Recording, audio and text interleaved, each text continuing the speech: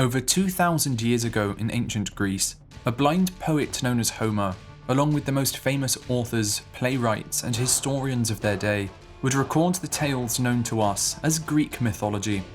They would speak of the great heroes of the land, the mighty gods of Olympus, and the mortal men and women who were unfortunate enough to get in their way. But who was Zeus, and why did he wage a war against his own father and send a great flood to wipe out humanity? How was mankind created by Prometheus, and why were the horrors of the world unleashed from Pandora's box? What awaited the souls of the dead in the realm of Hades, and how were monsters such as the Hydra, the Cyclops and Medusa slain by famous heroes? From the 12 Labours of Hercules to the Trojan War, this is the entire story of Greek mythology.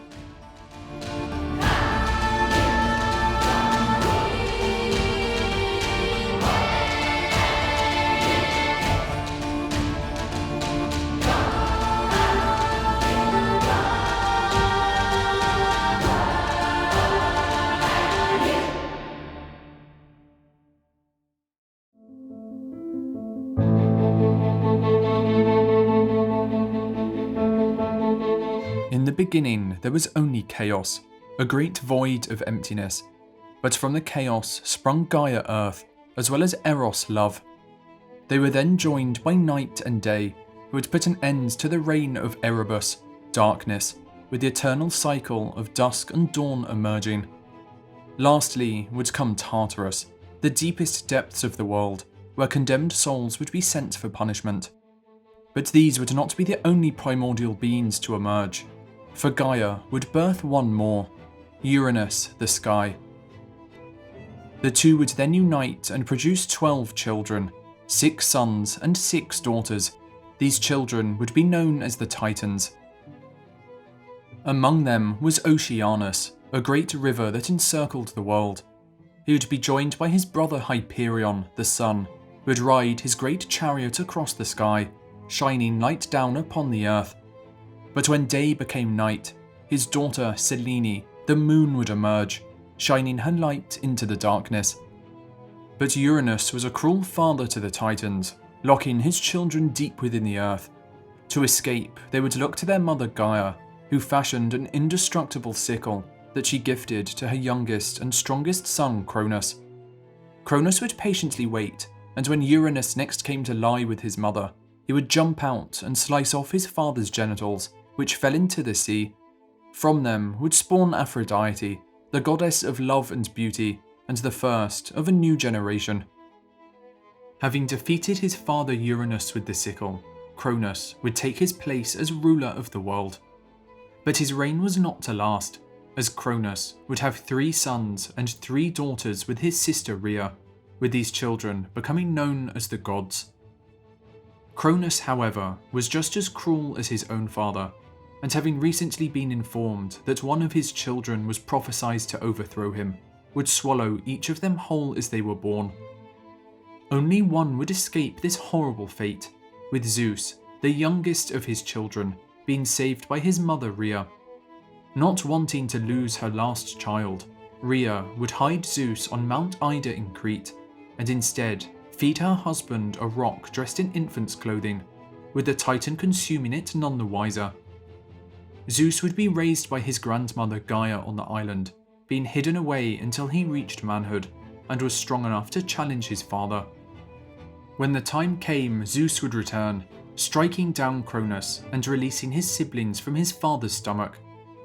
With his brothers and sisters now at his side, Zeus would wage a war for 10 long years against the Titans, releasing from the depths of the earth the 100-handed giants, as well as the Cyclopses, legendary craftsmen who would forge Zeus a mighty thunderbolt, Poseidon a trident, and Hades a hat of invisibility, turning the tide of the war.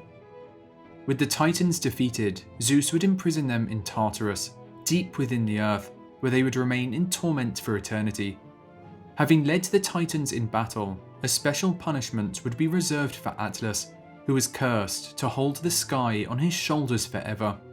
Only a few Titans would escape punishment, with Themis, the Titan of law and order, and her son Prometheus, who had allied with Zeus at the start of the conflict, being pardoned and allowed to live their lives amongst the gods. With the world now free of the Titans' rule, the three brothers, Zeus, Poseidon and Hades, would decide what realm each would claim, with Zeus receiving the sky, Poseidon the sea, and Hades the underworld, where the spirits of the dead would reside. Taking up home on Mount Olympus, Zeus and his fellow gods would become known as the 12 Olympians, ruling over mortals and monsters alike.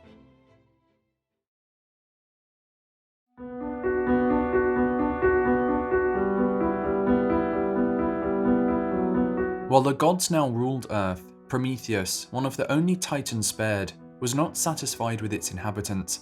He saw only beasts, mindless creatures that were barely worthy of attention. And so Prometheus would fashion man from clay, sculpting his new creation in the image of the gods.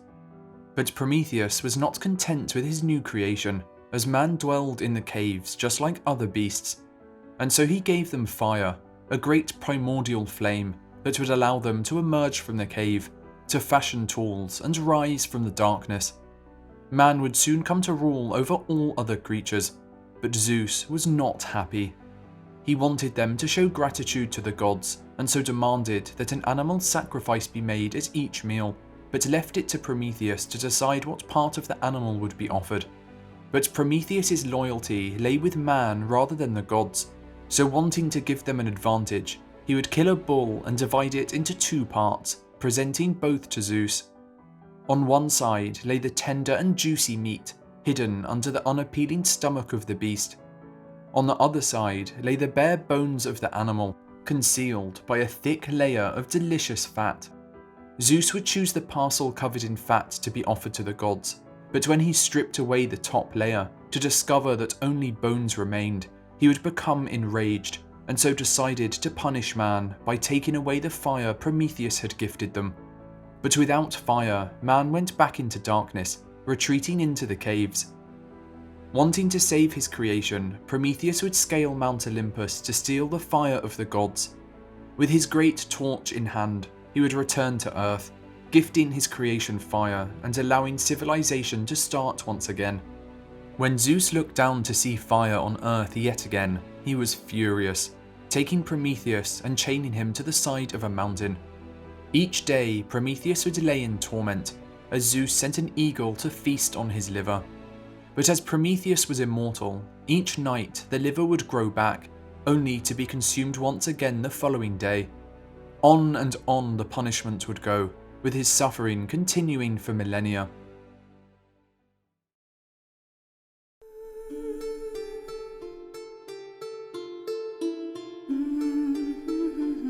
But Zeus was not done and wished to punish humanity further, asking Hephaestus to craft a being capable of inflicting great suffering upon man. And so, taking up clay from the earth, Hephaestus would shape the first woman. From Aphrodite she gained her emotions and beauty, and from Zeus an insatiable curiosity. Hermes would give her the gift of speech, but also grant her her name, Pandora, meaning all gifts, as she had received an offering from each of the gods. Pandora was then given a final gift by the gods, a sealed box that she was told contained special gifts, but was forbidden from ever opening. Zeus would then instruct Hermes to deliver Pandora to Earth, where she would soon marry the Titan Epimetheus, the brother of Prometheus. Prometheus had advised his brother not to take anything from the gods, but he was so struck by Pandora's beauty that he accepted her without thought.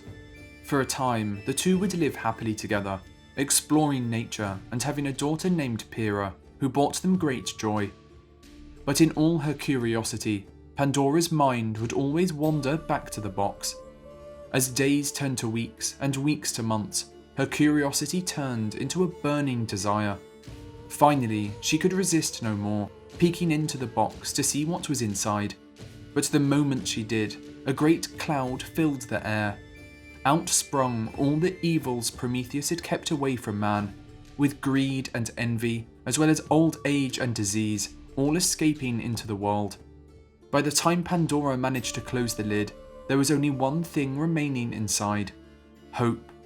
It was to be Zeus's greatest punishment, For with hope, men would cling on to their lives through all adversity, ensuring they endured the hardships that now burdened them for the rest of time.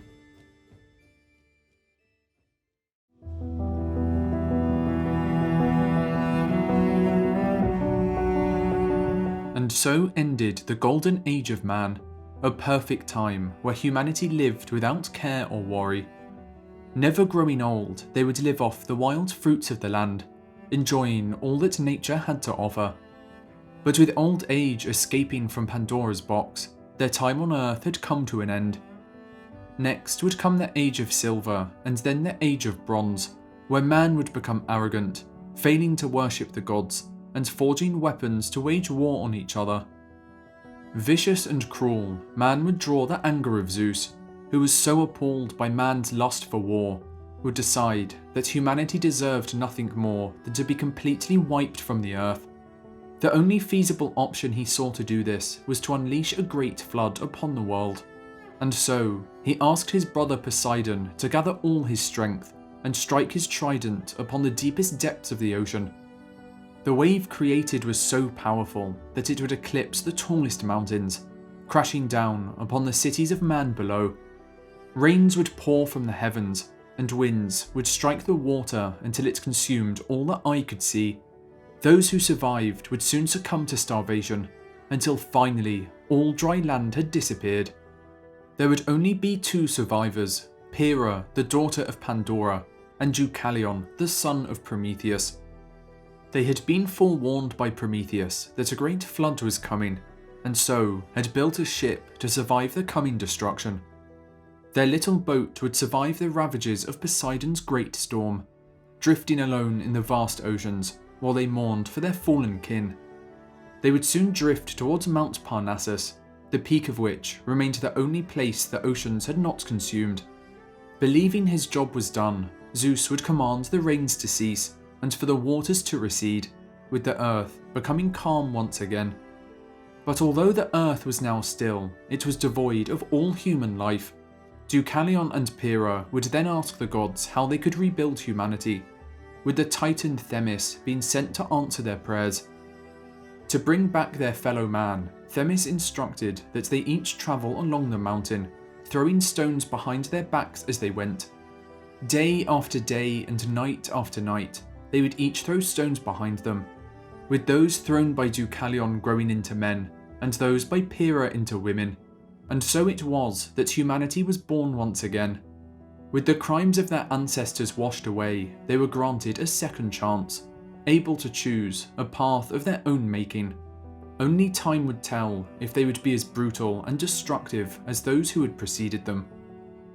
But this time, humanity would be protected, for on Mount Parnassus, Deucalion had found a gift, a tool so secure that not even the gods of Olympus could breach it, something that would keep humanity safe for the rest of time. Nord's ultimate security package. You too can reclaim control over your digital privacy and gain access to malware protection that warns you about unsafe sites and scans and deletes any files that could harm your device. A data breach scanner to check if your passwords, email address, or credit card details have been leaked. An ad blocker that prevents all those annoying pop-up ads and banners, allowing for a smoother online experience. A privacy tool that stops third-party websites and online spies from tracking your activity. A cross-platform password manager that can back up any passwords you choose in an encrypted vault. A dark web monitor that scans the dark web for your personal information, helping protect you against account lockouts and identity theft. 24/7 customer support, and to top it all off, access to the fastest VPN on the market. Their VPN will allow you to browse securely while traveling or using public Wi-Fi, access geo-restricted content from the likes of YouTube and Netflix, and bypass internet censorship, all while keeping your data private and secure. What's even better is that you don't even need to have the VPN turned on for all of their features to work. Simply click on the threat protection option, toggle on the features you want, and let them run in the background, keeping your device protected and secure. If you have any device connected to the internet, you need NordVPN's ultimate security package. Protect yourself online. Click the link in the description or pinned comment. and go to nordvpn.com/thelifeguide. Once there, make sure you click Grab Deal. This will give you access to the best prices available. What's even better is that if you select their 2-year plan, you can get everything we just mentioned for just £3 a month. It helps support the channel and is completely risk-free with Nord's 30-day money-back guarantee.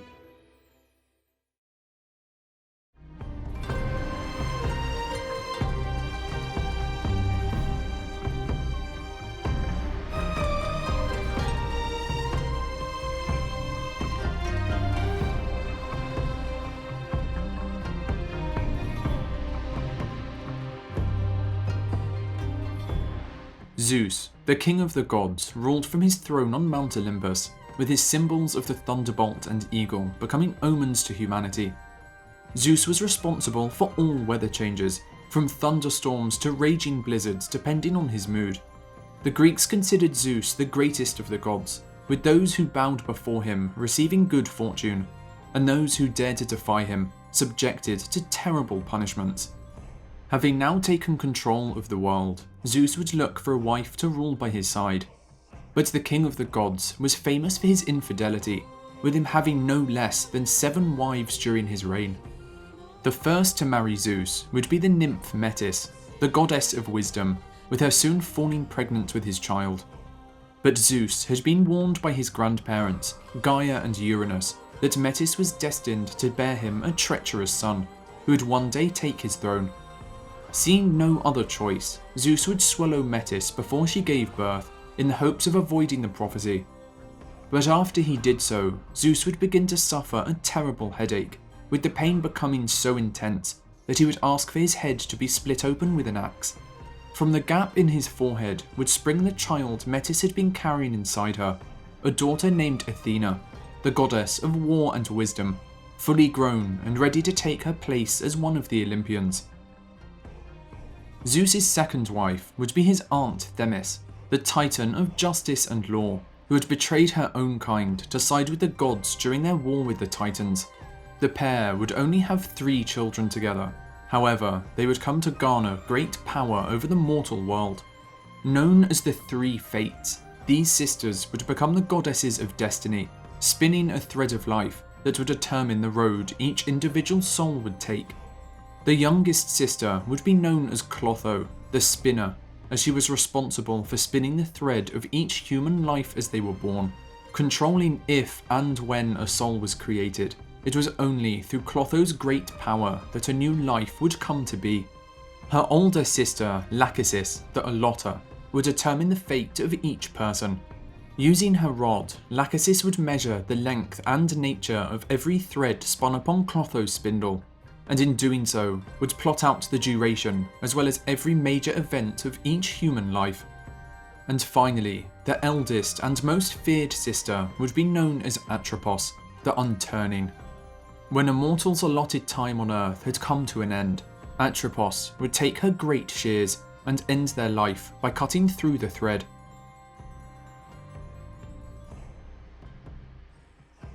Zeus would go on to have many more wives, fathering numerous gods and goddesses alike. But for his 7th and final wife, he would take his older sister Hera, the goddess of women and marriage, with Zeus having finally found a queen to rule by his side.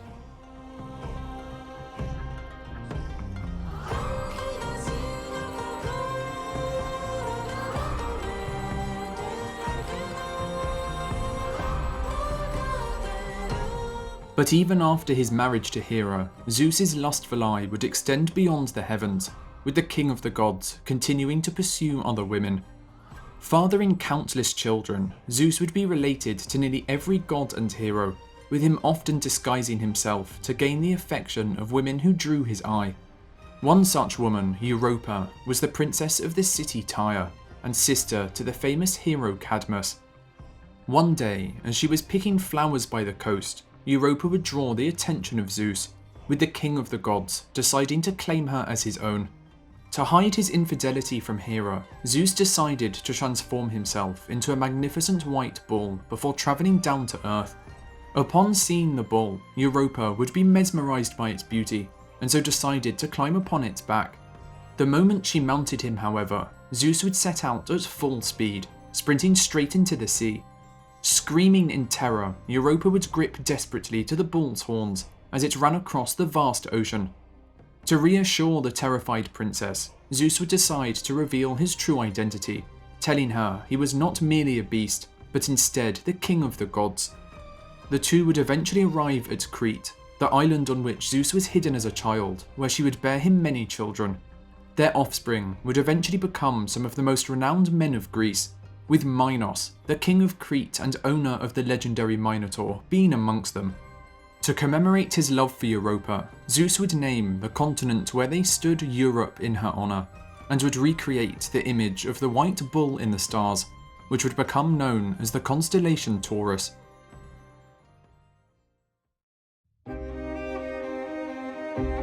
Hera, wife of Zeus and queen of the gods, was the protector of marriage and women, being deeply respected in Greek society. Although she was revered, she was also one of the most vengeful and spiteful gods on Mount Olympus, making her a poor match for her husband Zeus, whose numerous affairs would constantly draw her anger. Despite being his queen, Hera would only bear him 2 of the 12 Olympians, Ares and Hephaestus, with the other gods coming from Zeus's numerous affairs. One of Zeus's most insulting acts of infidelity would be with the princess Io, one of Hera's most devoted priestesses. When Hera came to investigate in an attempt to protect Io from his wife, Zeus would transform her into a beautiful white cow. But the queen of the gods was not fooled by the deception, and knowing that she had caught Zeus red-handed, would demand that he gift her the white cow as a present. Knowing that refusing the request would only confirm Hera's suspicions, Zeus saw little choice but to accept, with Hera locking Io in a cave, where she would be guarded by the 100-eyed monster known as Argus. The perfect guardsman, Argus could sit with half his eyes asleep and the other half awake, never breaking his watch. Zeus was too terrified of Hera to intervene himself, but he would eventually send the messenger god Hermes to free the miserable Io. A master musician, Hermes decided to defeat Argus not through strength but through wit.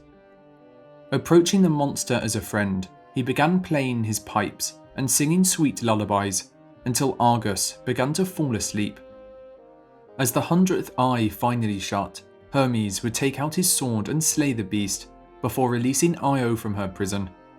To thank Argus for his service, Hera would take his eyes and set them in the tail of the peacock, her favourite bird, which would become a symbol of her power. Not yet finished with Io, she would send a gadfly to torment her as she made her escape, almost driving the woman insane.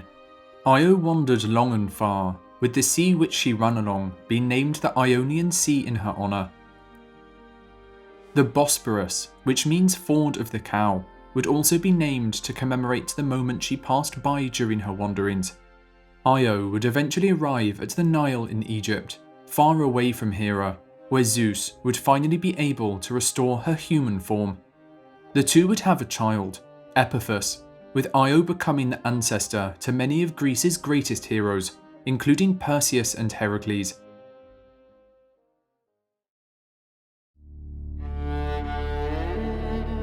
Leto, yet another of Zeus's lovers and the mother of Apollo and Artemis, would experience the full extent of Hera's jealous rage. After finding out Leto had laid with Zeus and fallen pregnant with twins, Hera would send the great serpent Python to torment her, forcing Leto to flee across Greece in a desperate search to find refuge and a place to give birth to her children. But Hera would forbid any city from providing her with shelter, with Leto travelling from Athens to Crete, from Lemnos to Samnos, with none willing to take her in for the fear of upsetting the queen of the gods. Only the island of Delos was willing to offer Leto refuge, but she was still unable to deliver her children, as Hera, still scheming against her, had trapped Eileithyia, the goddess of childbirth, on Mount Olympus, preventing any births from taking place. After 9 days and nights of agonizing labour, the other goddesses would take pity on Leto, retrieving Eileithyia from Olympus and finally allowing her to give birth.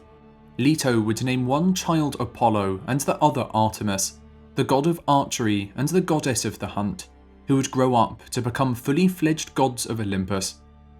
Upon the birth of the twins, towns and cities across the known world would arrange great parties in their honour, with the city of Thebes hosting the greatest celebrations of all. Yet of all the city's inhabitants, only one would not take part in the festivities: Queen Niobe, whose beauty was matched only by her arrogance. Boasting to all who would listen, Niobe mocked Leto for having just 2 children, arguing that as she had many more, 7 sons and 7 daughters, she should receive the honours instead. Upon hearing the insult, Leto was furious that a mortal queen would dare to disrespect her, and so sent Apollo and Artemis to the city of Thebes to enact her revenge. Raining down arrows from above, Apollo would kill each of her sons and Artemis every daughter, with Niobe left alone in despair. Distraught at the loss of her children, Niobe would flee to her homeland of Celis, crying uncontrollably and begging the gods to put an end to her pain. Taking pity on the queen, Zeus would transform her into a great stone, forever ending her suffering. Located in western Turkey and known as the Weeping Rock, Niobe can still be seen grieving to this day, with tears flooding from her eyes whenever it rains, as the water flows through the porous rock.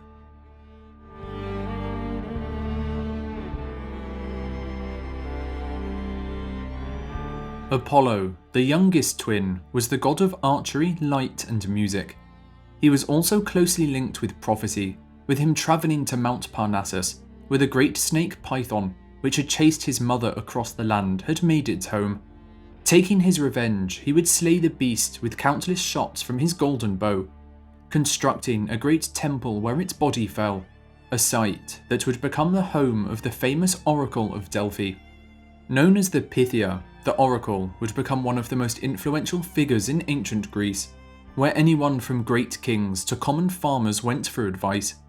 Said to be the mouthpiece of Apollo, she would inhale the vapours rising from her chamber and go into a frenzied state, delivering the god's prophecies through her psychotic and demented chanting.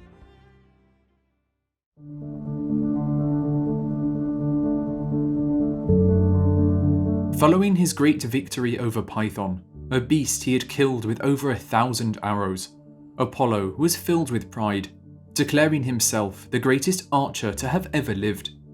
So proud was Apollo that when he saw Eros, the youthful god of love, holding his own bow and set of arrows, Apollo would laugh at the child, declaring that he was unfit to even wield such a weapon. Filled with rage, Eros would swear revenge against Apollo, promising to show him the full extent and true power of his bow. Following Apollo to the river Peneus, Eros would soon spot the river's daughter, the beautiful Daphne, sitting upon the shore. Taking aim with his bow, Eros would fire a gold-tipped arrow at Apollo, causing him to fall madly in love with her. Yet he would fire a second arrow at Daphne, one tipped with lead, that would make her feel nothing but disgust at the sight of Apollo. And so, as the god of archery approached Daphne, overcome with desire, she would flee at the very sight of him, running through the forest in a desperate attempt to escape. Consumed by Eros' spell and longing to confess his love, Apollo would chase her through the woods, using his divine powers to quickly catch up and reach her. Terrified of the god, Daphne would cry out to her father, the river god Peneus, for help. He would answer her call, with her soon beginning to feel a great heaviness overcome her limbs. Slowing to a halt, her skin would turn to bark and her hair to leaves, until finally Daphne's transformation was complete. Where a young and beautiful woman had once stood was now the first laurel tree, with Apollo using his powers of eternal youth and immortality to make the laurel tree's leaves evergreen, ensuring they kept their colour all year round. Mourning his lost love, Apollo would carry a laurel wreath wherever he went, making sure that Daphne was always close to his heart.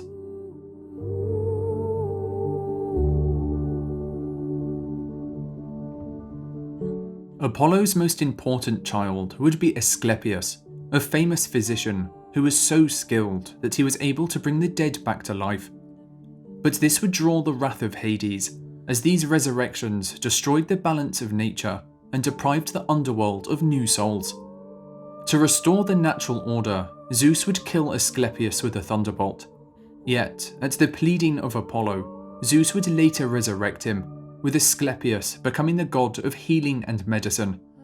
Asclepius would later father Hygeia, the goddess of cleanliness, from whom we derive the word hygiene.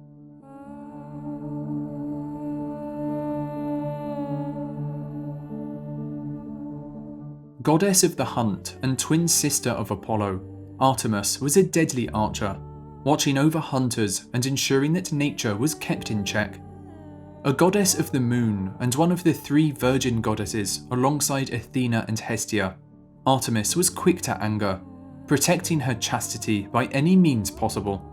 When the hunter Actaeon, a grandson of Cadmus, accidentally stumbled upon her as she lay bathing in the forest, the goddess was quick to punish him.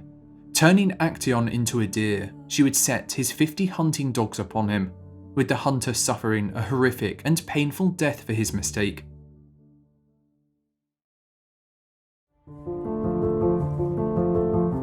Poseidon, brother of Zeus, ruled the seas from his magnificent palace beneath the waves. Known as the Earthshaker, Poseidon would create all earthquakes, travelling across the oceans in his golden chariot, with him stirring and calming the waters with his famous trident. One of his harshest punishments would be inflicted upon Minos, the king of Crete. After Minos refused to sacrifice his best bull to Poseidon, the god would curse Minos' wife to fall in love with the beast, which eventually led to the birth of the half-man, half-bull creature known as the Minotaur. But while he usually kept to his own domain in the seas, Poseidon would grow tired of Zeus's rule on Olympus. Alongside Athena, Hera and Apollo, Poseidon would attempt to dethrone Zeus, but the rebellion would ultimately fail. Zeus would punish Poseidon and Apollo by sending them to serve King Laomedon of Troy, where they would spend an entire year building the city's giant and famous walls. Walls that would later have to withstand the force of Greece's mightiest armies during the Trojan War. Athena, the goddess of war and wisdom and the child of Zeus and Metis, was known for her love of strategists and cunning heroes, helping many of them on their great quests. But she was also a proud goddess, and to stake her claim on the world, she decided to compete for patronage of a great city in eastern Greece, which was yet to be named. Competing against her uncle Poseidon, the two would attempt to give the city the best gift. Poseidon would strike the ground with his trident, making a stream of water rise up for all to see. But as the water was salty, it could not be used to tend the land, with the city's inhabitants unimpressed.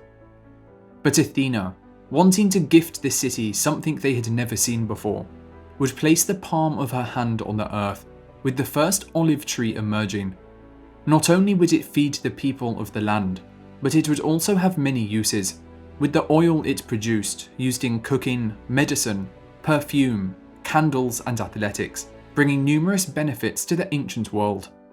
With Poseidon hanging his head in shame, the gods would deem Athena victorious, with the city taking her name and becoming known as Athens, the capital of Greece, and one of the most important cities of its era.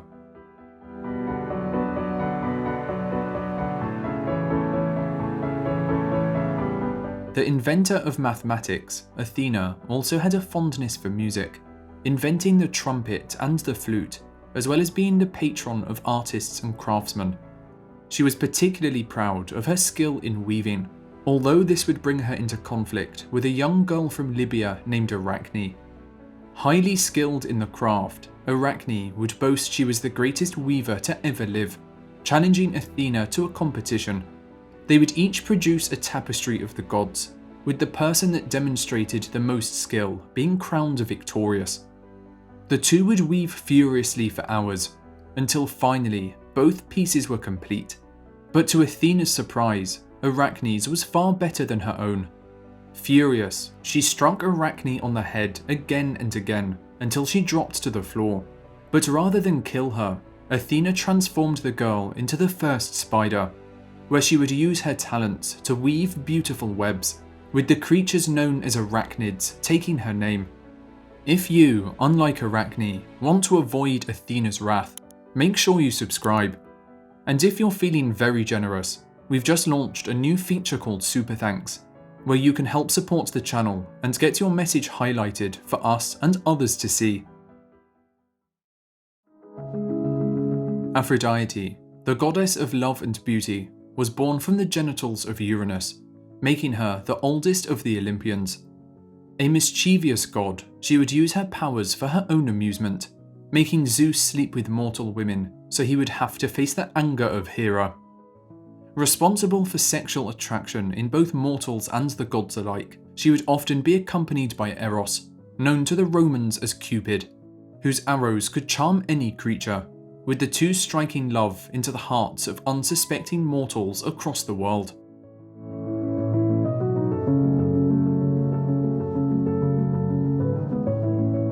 For one man in particular, Eros shot many arrows into the hearts of potential lovers, who found themselves attracted to a beautiful young man who went by the name of Narcissus. While he was blessed with great beauty, he was also burdened by vanity and arrogance, taking pleasure in cruelly rejecting the advances of many women who pursued him. But soon he would cross paths with the nymph Echo. Cursed by Hera after she became the object of Zeus's affections, Echo was unable to use her voice except to copy the words of others. Echo had been in love with Narcissus for some time, but when she finally found the courage to approach him, all she could do was repeat what he said. Unamused, Narcissus would cruelly reject her too, and in doing so would crush her spirit. In her grief, she would slowly waste away until only her voice remained, a voice that can still be heard today as Echo repeats our words back to us. But Echo would not go unavenged, as Nemesis, the goddess of vengeance, had been watching. When Narcissus next bent down to drink from a lake, he would finally find the one he truly loved. Yet it was not a woman, but instead his own reflection. Mesmerized, he stared deeply into his own eyes, unable to turn away. For weeks he stayed by the pool, gazing at his own reflection, until finally he could endure it no more. Realizing he would never be with anyone as beautiful as himself, he would take a dagger and plunge it into his heart. From where his blood touched the earth would bloom a beautiful flower, the first Narcissus, with the word narcissist stemming from his story.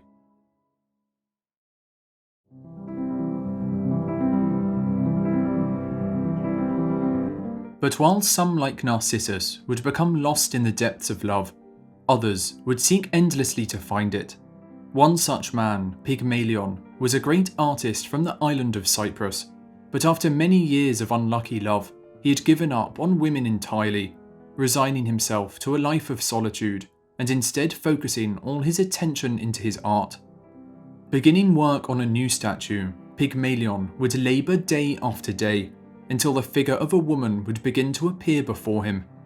Working harder than he ever had done before, Pygmalion would spend hours chiselling the most intricate details into his woman of stone, shaping her slender face and carving out each lock of hair, until finally his masterpiece was complete. As he stepped back to admire his work, Pygmalion was struck by the beauty of his creation. Never before had he seen a more perfect statue, nor even a real woman who could match what he saw before him. Spending hours holding the statue's stone hands and kissing its cold and lifeless lips, Pygmalion would grow ever sadder and more lonely as he realised that he would never find a woman he loved more than the one he had carved from stone. Spending night after night in the workshop, Pygmalion would pray to the gods to bless him with a woman as perfect as his statue. But as he prayed, the stone figure behind him would begin to transform. Its cold and lifeless hair would begin to turn into long and flowing locks, while its grey and cracked skin would soften and become warm to the touch. Looking up in surprise, Pygmalion would be shocked to see a face smiling back at him, not one of stone, but one of flesh and blood. Always happy to help those seeking love, Aphrodite had answered his prayers, with the once lifeless statue introducing herself as Galatea, before stepping down from her pedestal and embracing Pygmalion with open arms, his years of loneliness and isolation finally over.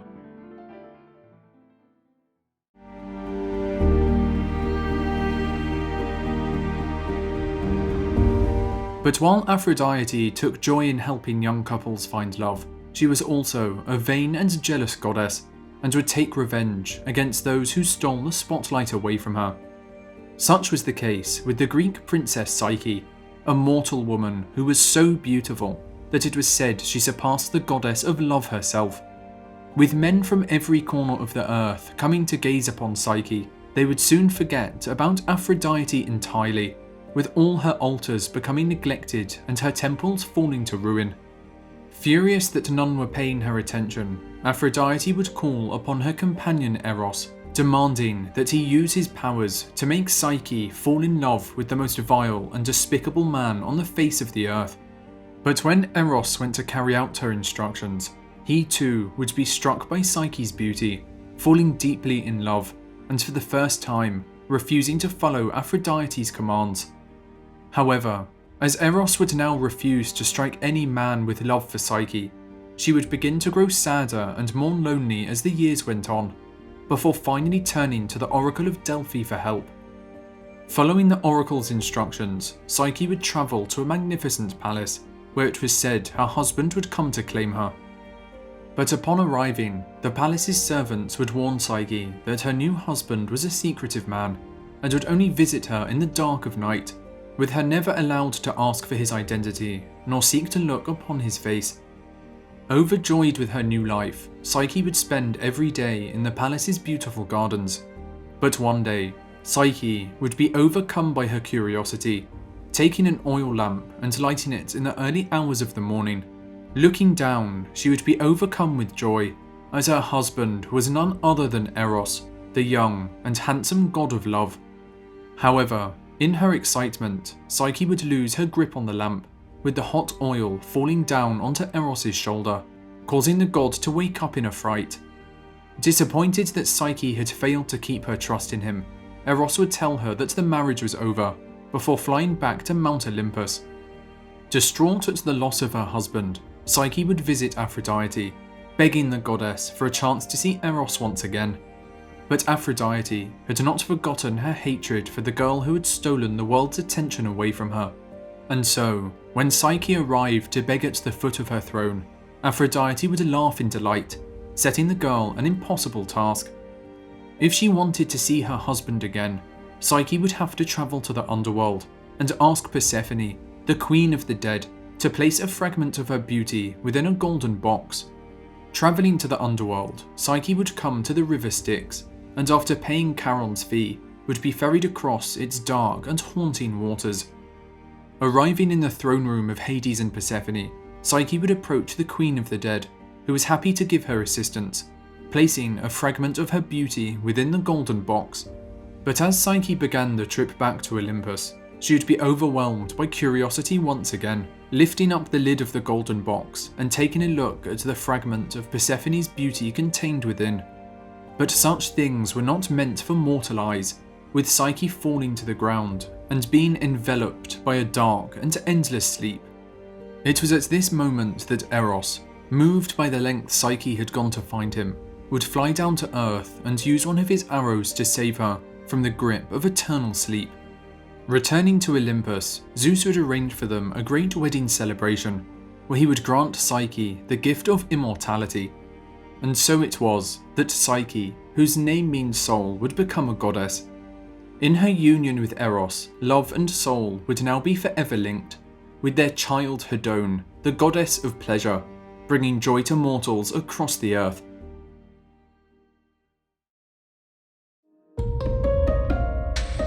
The god of smithing and the son of Zeus and Hera, Hephaestus would have a difficult start to life. He was born lame, and so his mother Hera, after seeing the deformity, decided to throw him off Olympus into the sea to drown. Surviving the fall, Hephaestus would later return to the home of the gods and take his revenge, crafting a golden throne for Hera that would not allow her to stand back up once she sat upon it.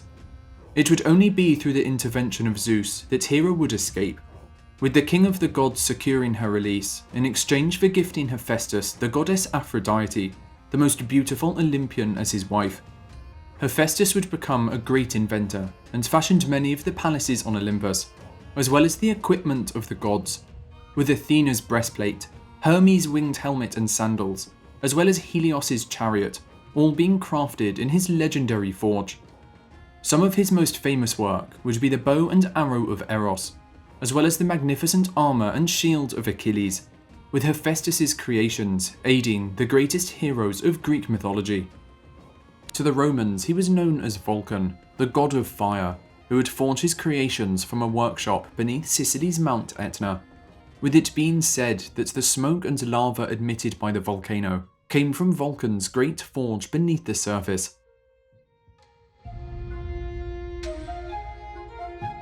Ares, the god of war, delighted in battle and took pleasure in the slaughter of men and the sacking of towns. He was hated by mortals and gods alike, as he represented unrestrained rage, cruelty and bloodshed, with the gods playing tricks on him for their own amusement. Ares had a long-term affair with Aphrodite, the wife of Hephaestus, with the two sleeping together whenever her husband was away.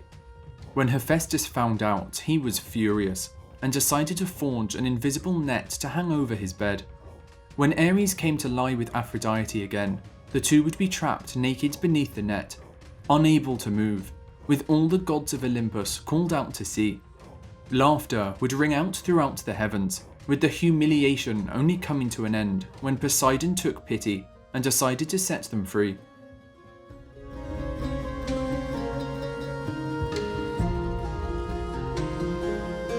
But Aphrodite was not the only lover of Ares, with him also having an affair with Eos, the goddess of the dawn, who would rise through the sky each morning to clear the path for her brother Helios, the sun, so that he could make his daily journey across the earth. When Aphrodite discovered the affair, she would jealously put a curse upon Eos, causing her to have an uncontrollable lust for the young mortal men of the world. And so one day, just as the morning hours were coming to an end, Eos would look down upon the earth, with her gaze settling upon the great city of Troy. For in this city was a young Trojan prince named Tithonus, so handsome that Eos was unable to look away. Descending to earth, Eos would introduce herself to the prince, with the two soon falling in love. At the end of each morning, when her duties were complete, Eos would travel down to Troy and meet with her beloved prince. But the more she grew to love him, the more she could not bear the thought of losing him to old age or to war, to starvation or disease, or to any of the other terrible ways mortal lives came to an abrupt end. And so, on her return to Mount Olympus, Eos would visit Zeus, begging him to make Tithonus immortal, a request he was happy to grant. But Eos had made one fatal mistake, as she had not asked for Tithonus to be given eternal youth. The two would live happily at first, but as the years went on and grey hairs began to appear on the prince's head, he would begin to realise the terrible fate that lay before him. By the time a century had passed, Tithonus would find himself crushed under the unbearable weight of age, his limbs no longer working and his mind having deteriorated. But as much as he wished for death, he knew it would never come. With sadness in her heart, Eos would take Tithonus' fragile body and lock it away in a grand chamber where he would be safe from the outside world. After years had passed and the prince had withered away until he was little more than bones, Eos would transform Tithonus into the first cicada, an insect known for its long lifespan and for making noise during the early hours of the dawn when Eos carries out her duties in the sky above.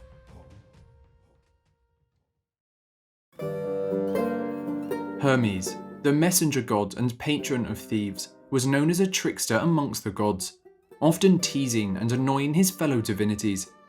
When he came of age, he assumed the role of messenger, travelling with a golden rod as a mark of his authority. Aided by his winged helmet and sandals, he would use them to fly around and deliver messages, frequently travelling between Olympus and the Underworld. Here, he would help Hades, acting as a shepherd for the souls of the dead, guiding them as they made their way to the afterlife.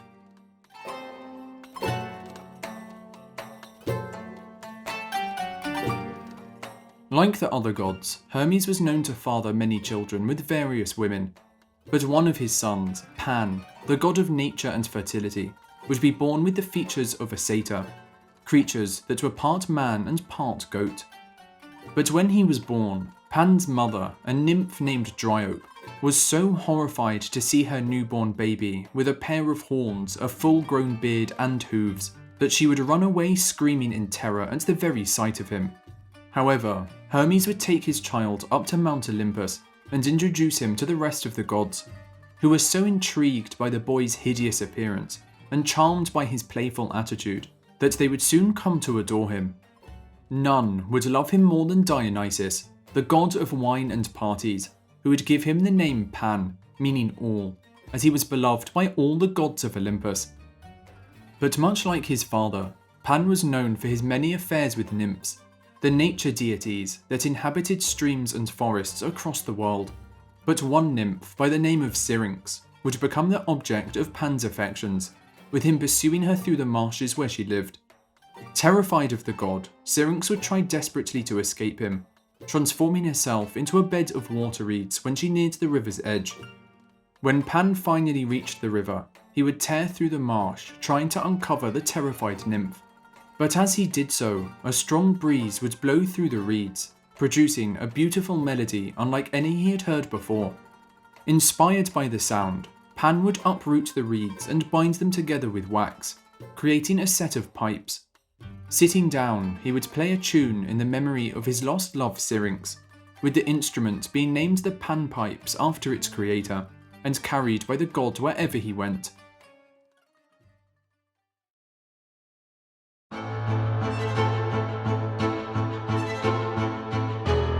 The god of wine and parties, Dionysus would have an unusual birth when his mother Semele asked Zeus to appear before her in his true form, the sight of which would cause her to die of terror. Taking the infant that was growing inside her, Zeus would place it in his thigh until the baby was fully grown, with Dionysus being born a few months later. Becoming one of the most loved gods in Greece, Dionysus would be seen as a symbol of pleasure, with his followers engaging in mass drinking, crazed dancing and lovemaking. Known as the Liberator, Dionysus would create a new drink called wine, which helped his followers stem their pain, while also bringing them joy and euphoria.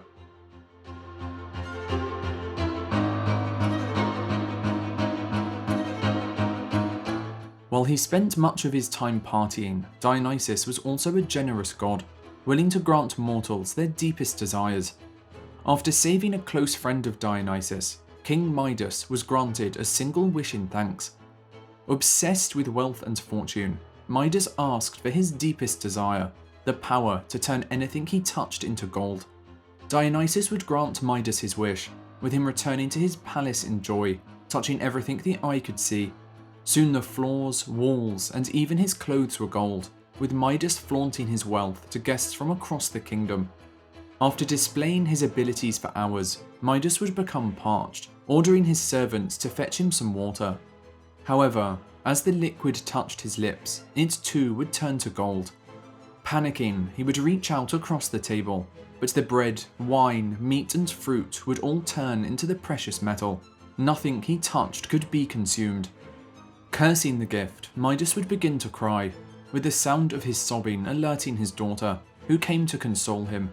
But as she touched his hand, her fingers would begin to stiffen. Soon her whole arm was gold, and before long, all that remained was a statue of a little girl reaching out to comfort her father. Mourning the loss of his child, Midas would return to Dionysus, begging him to revoke his gift. Pitying the man, Dionysus instructed him to bathe in the river Pactolus, with his golden touch being washed away in the water. Becoming a normal man once again, the story of King Midas would serve as a warning for those who would prioritize wealth above all else.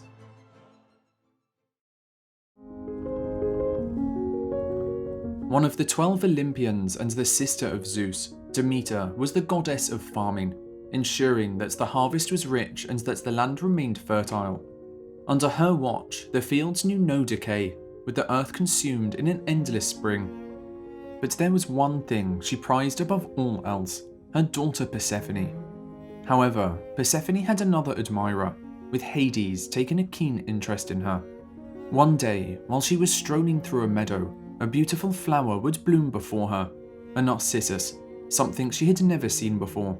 But when Persephone reached down to pluck it, the earth would break open and swallow her, with Hades dragging Persephone down into the Underworld, where she would be forced to marry him. Distraught at her daughter's disappearance, Demeter would search for 9 days and nights, until the sun god Helios revealed her captor's identity. Demeter would lock herself away for an entire year, refusing to return until Persephone was released. But without the goddess of farming, the world entered into a great famine, with the fields turning barren. It was only now, with humanity on the brink of starvation, that Zeus was forced to intervene, ordering Hades to return Persephone to her mother. Although Hades would agree, before she left, he fed Persephone the food of the dead, a single pomegranate seed, binding her to the underworld for eternity. In order to save humanity, Zeus was forced to make a compromise. For 9 months of each year, Persephone would return to live with her mother on Olympus, with Demeter's joy causing nature to bloom across the earth. However, for the final 3 months, Persephone would return to Hades in the underworld, a period we now call winter, with Demeter's grief at the absence of her daughter, causing the plants to die and the world to freeze over. And so it was that the seasons began.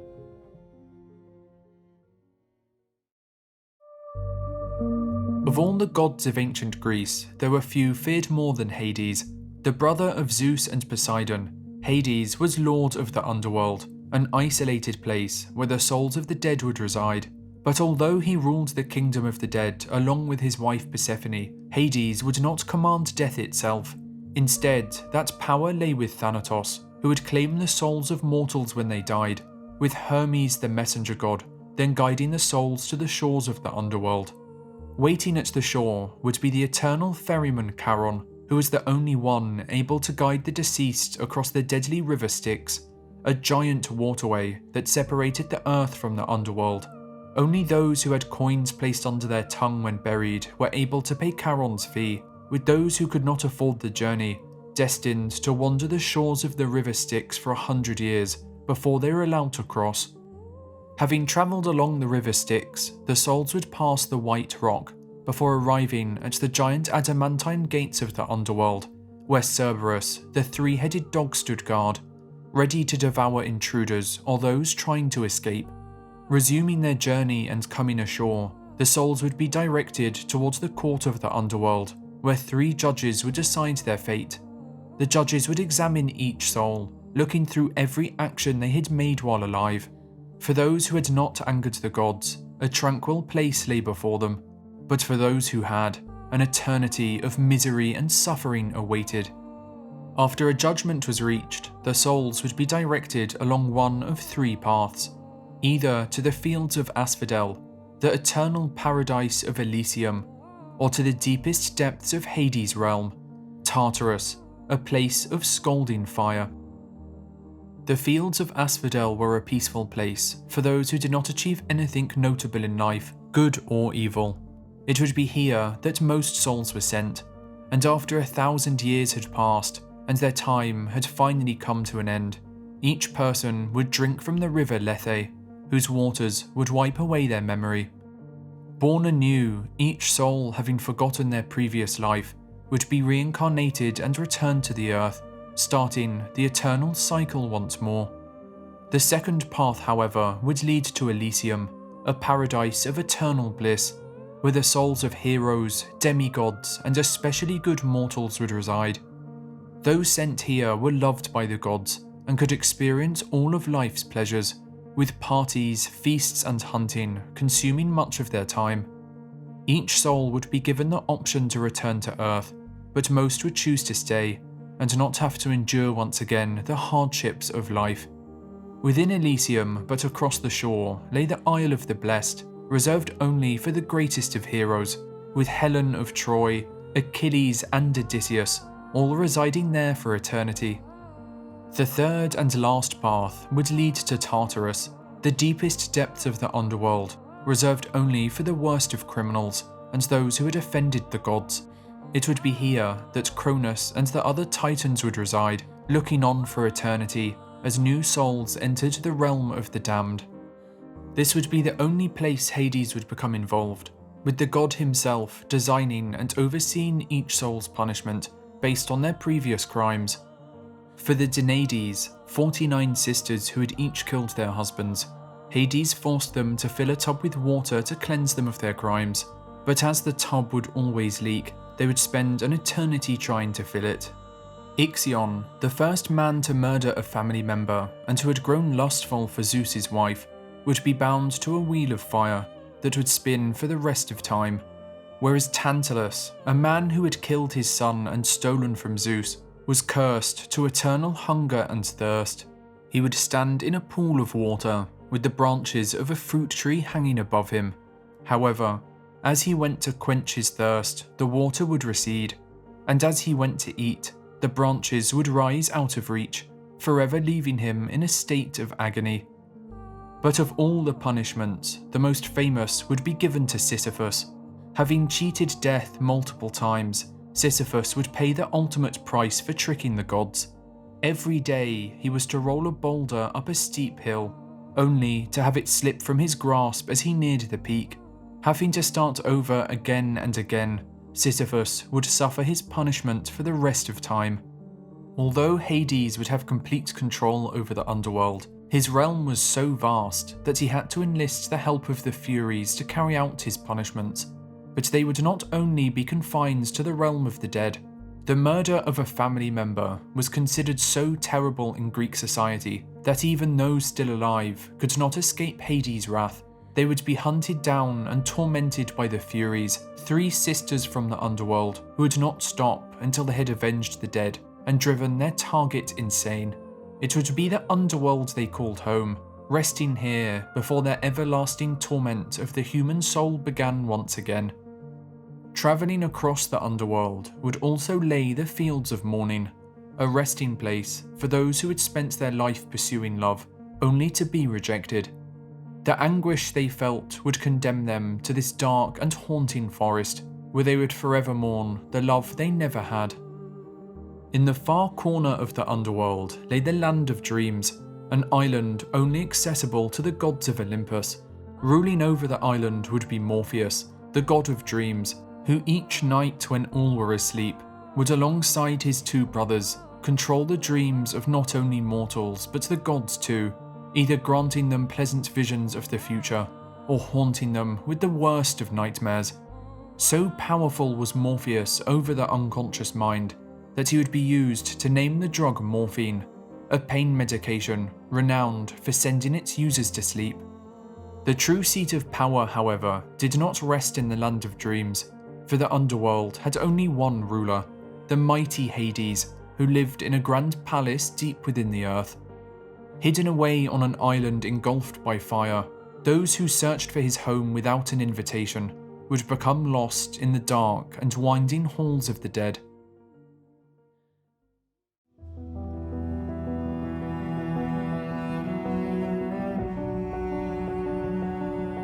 But while the underworld was filled with punishments, Hades and Persephone were not cruel rulers, and would take pity on mortals who found their way to their kingdom.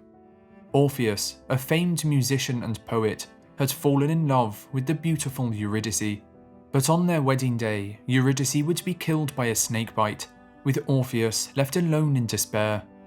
Grieving and desperate to see his wife once again, he would decide to travel to the underworld to retrieve her. Arriving at the river Styx, he would take out his lyre and play a beautiful song for Charon, who was so moved that he ferried Orpheus across the water for free. Upon reaching the other side, he would be confronted by Cerberus, with the tune he played so sweet that the 3-headed dog would be lulled into a deep sleep. Finally, he would reach the palace of Hades and Persephone, playing for them a song about his lost love Eurydice.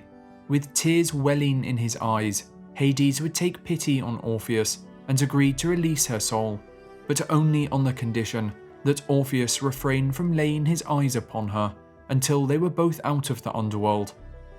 Overjoyed, Orpheus would agree, and began to lead his bride through the dark and winding halls of the dead. But as he neared the surface and the daylight shone upon his face, he would be overcome by excitement, turning around to look at his wife. But Orpheus had not yet completed the journey, and so, as his eyes fell upon her, Eurydice would be dragged back down into the realm of death, never to return. It was a lesson to all Greeks in the virtues of patience and restraint, for if Orpheus had resisted temptation when his goal was so close, Eurydice, the love of his life, would have been with him once again.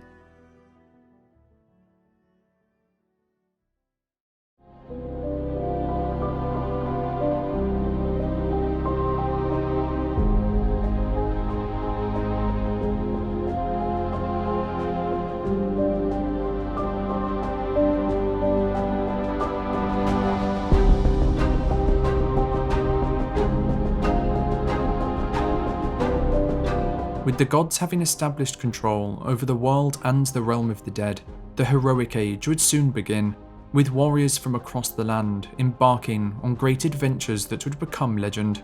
The first in this generation of heroes would be Cadmus. The brother of Europa, Cadmus would spend many months searching the land for his sister, but as she had been abducted by Zeus, her location would be impossible to find. Desperate for information, Cadmus would make his way to the Oracle of Delphi, but she would inform him that his sister was lost forever, and not to dwell on her absence. Instead, she would tell Cadmus the gods had special plans for him, and that he was to follow a sacred cow and found a city upon the place where it came to rest.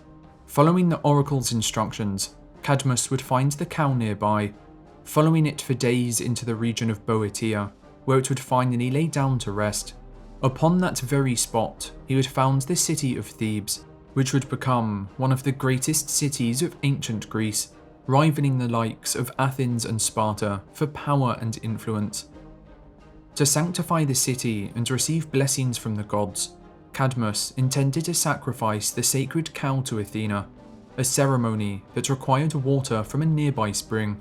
But when Cadmus sent his companions to collect the water, they would find the spring guarded by a ferocious dragon, who slew them as they tried desperately to escape.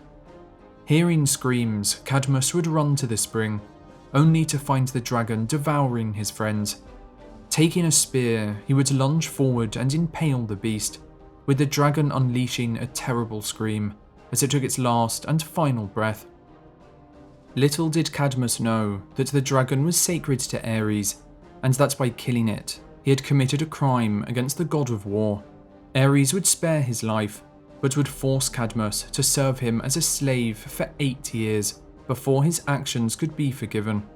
But for Ares, his troubles would not only be confined to earth, for on Mount Olympus, Hephaestus, the god of smithing, had discovered one of Ares' deepest secrets. Hephaestus was married to Aphrodite, the goddess of love and beauty, but Aphrodite had not been faithful, having an affair with Ares. The romance had lasted many years, with Aphrodite secretly bearing Ares a child called Harmonia. When she came of age and Cadmus had finished his many years of service, Ares was so impressed by his devotion that he would offer his daughter Harmonia to Cadmus as a bride. Hosting a great wedding celebration in Thebes, the two would wed, with all the gods of Olympus happy for their marriage bar one.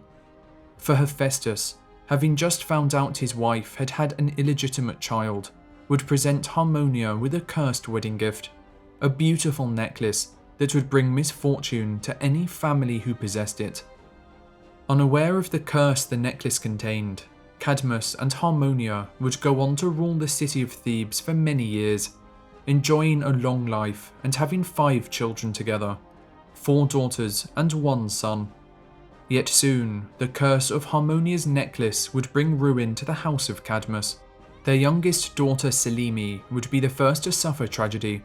Having spent a night with Zeus, Selene would fall pregnant with the god Dionysus, but the cursed necklace would soon bring about misfortune. with Selene bursting into flames when she saw Zeus's true form.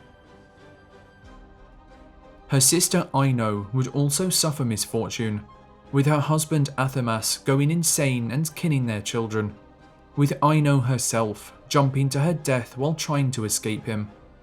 The third daughter of Cadmus, Agave, would give birth to a son named Pentheus, who would become the second king of Thebes after Cadmus decided to retire in his old age. But Pentheus would make a deadly mistake, deciding to ban the worship of his divine cousin Dionysus in the city.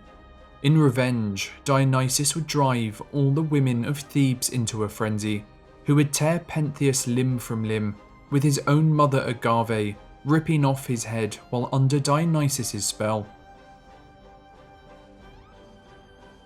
And finally, Autonoe, the last daughter of Cadmus and Harmonia, would be the mother to the hunter Actaeon, who would be transformed into a deer and devoured by his own hunting dogs after he accidentally saw the goddess Artemis bathing in the forest.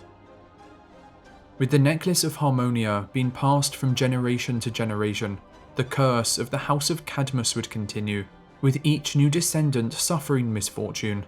However, the necklace's curse would torment one man in particular, Oedipus, the seventh king of Thebes, whose tragic story would bring tears to the eyes of all who heard it.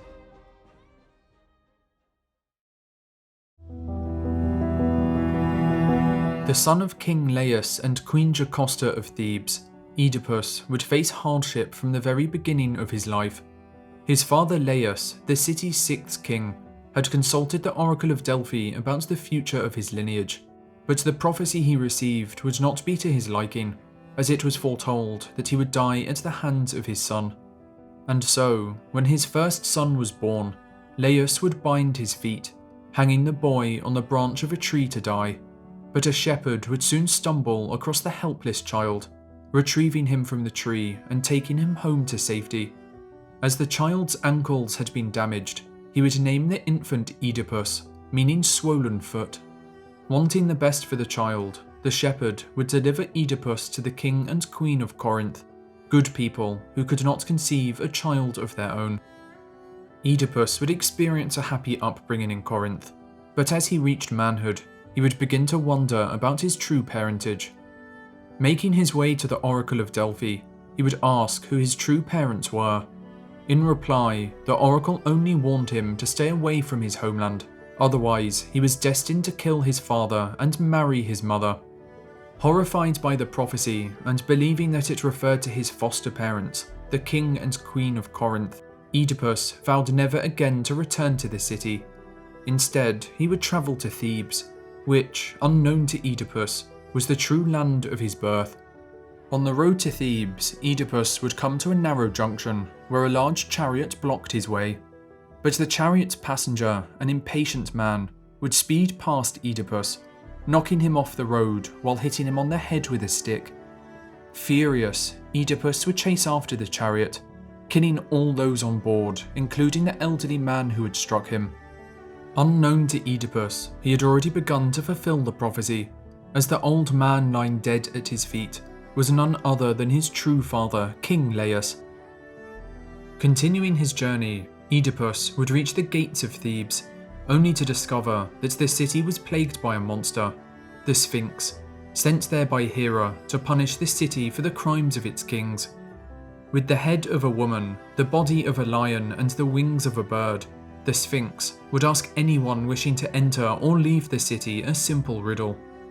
What animal has 4 legs in the morning, 2 at noon, and 3 in the evening? None yet had solved the riddle, and those who failed would be killed and eaten by the Sphinx.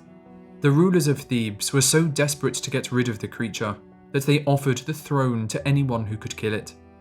Approaching the monster, Oedipus would be asked the riddle, with the Sphinx eagerly waiting for yet another kill. But after thinking long and hard, Oedipus would finally give his answer: man. For in the morning, man is a child, crawling around on all fours. Then, at noon, in the prime of his life, man walks on just 2 legs. And finally, in the evening of his life, man walks with the aid of a 3rd leg, a walking stick, to help him keep balance. Shocked by her defeat, the Sphinx would jump off a tall rock to her death, with Oedipus entering the city of Thebes as a hero. Being crowned king for ridding the city of the Sphinx, he would also be gifted the recently widowed Queen Jocasta as his wife, with the two having several children together. But unknown to Oedipus, he had just married his own mother, with the prophecy now complete. The two would live happily together for a time, but it was not to last, with the gods casting a plague upon Thebes as punishment for the crimes of patricide and incest that Oedipus was still unaware he had committed. With the plague getting worse by the day, the shepherd that had saved Oedipus as a child would finally reveal to him his true identity. Horrified by the revelation that she had married her own son, Queen Jocasta would hang herself, with Oedipus soon finding her body.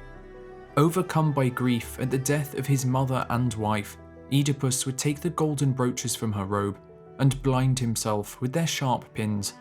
Disgusted by the revelation of his identity, the people of Thebes would exile Oedipus, with only his daughter Antigone choosing to accompany him. Blind and poor, he would spend his remaining years wandering the land as a beggar, with all those he encountered hurling abuse at him for his crimes.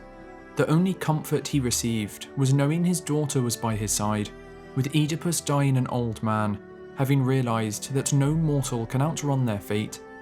His story would resonate throughout the ages, inspiring the works of Sigmund Freud, whose Oedipus complex would propose that every young boy would lust for their mother, while feeling resentment towards their father, much as Oedipus had.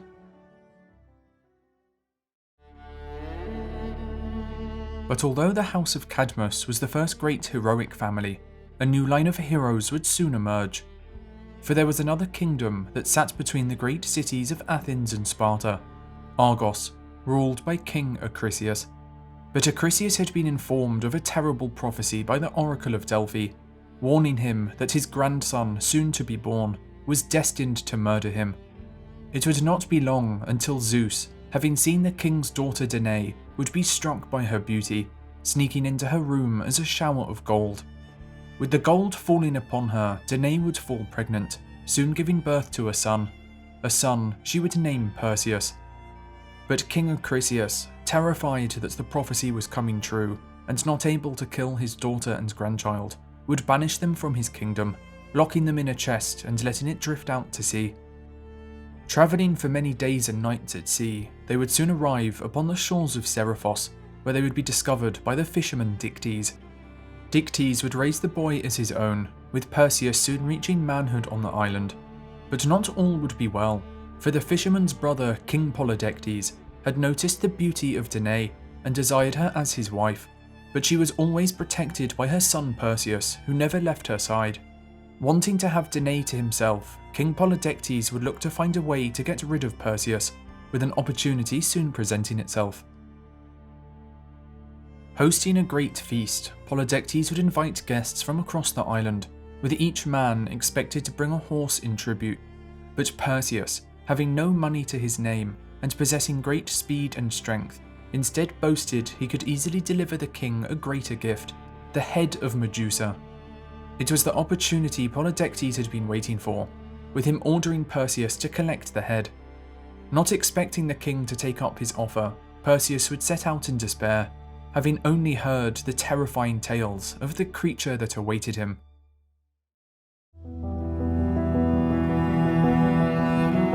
But Medusa had not always been a terrifying creature.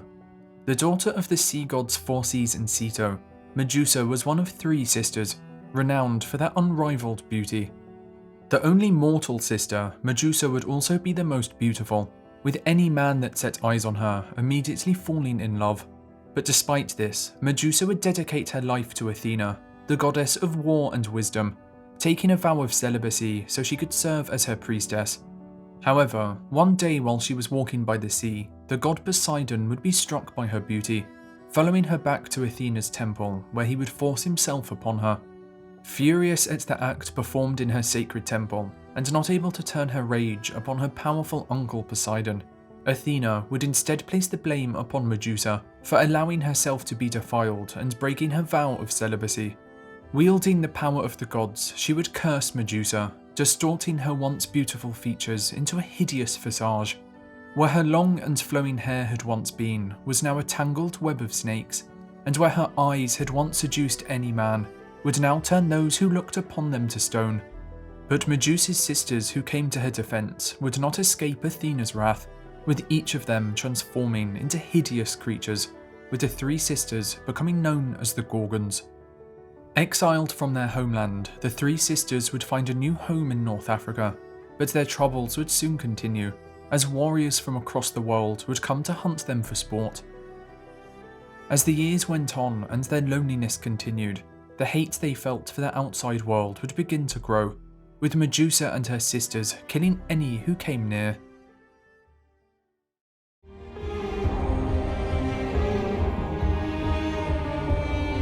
With Perseus having set out to slay Medusa, both Athena and Hermes would soon approach him offering aid, with Hermes gifting Perseus an indestructible sword, and Athena giving him an exquisite shield, so polished that he could see his own reflection. Knowing he would need more items to defeat Medusa, Perseus would next seek the help of the nymphs, forest deities that tended to the garden of the Hesperides.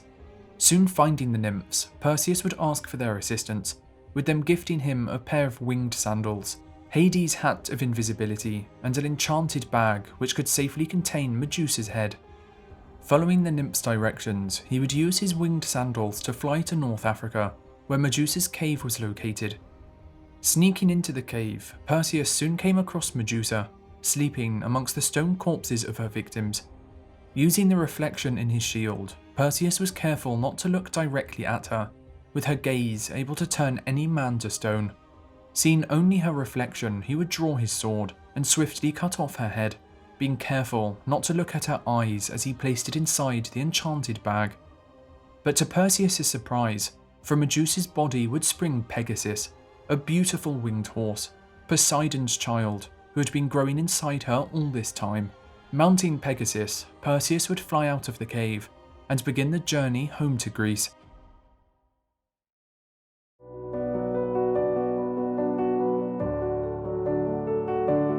Soaring across the ocean, Perseus would look down at the waves below, shocked to see a woman chained to a rock. The woman was the beautiful Andromeda, princess of the kingdom of Ethiopia, who had been placed there as an offering to the gods, in the hopes that her sacrifice would save the kingdom from the terrifying sea creature Cetus, who had been ravaging the shore, killing all those it came across. Captivated by Andromeda's beauty, Perseus would approach her parents, the king and queen of Ethiopia, offering to slay the creature in return for Andromeda's hand in marriage. Relieved, they would quickly accept, with Perseus flying over the monster with his winged sandals, slashing it with his sword until the beast was dead. Returning Andromeda to the shore, the queen would honour her word, giving Perseus her blessing, with the two soon marrying. With his new bride in hand, the pair would mount Pegasus, flying back to the island of Seriphos, where Perseus' mother awaited.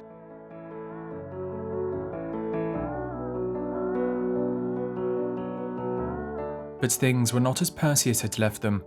His mother Danae had continued to reject the advances of the king, but without Perseus there to protect her, she was forced into hiding.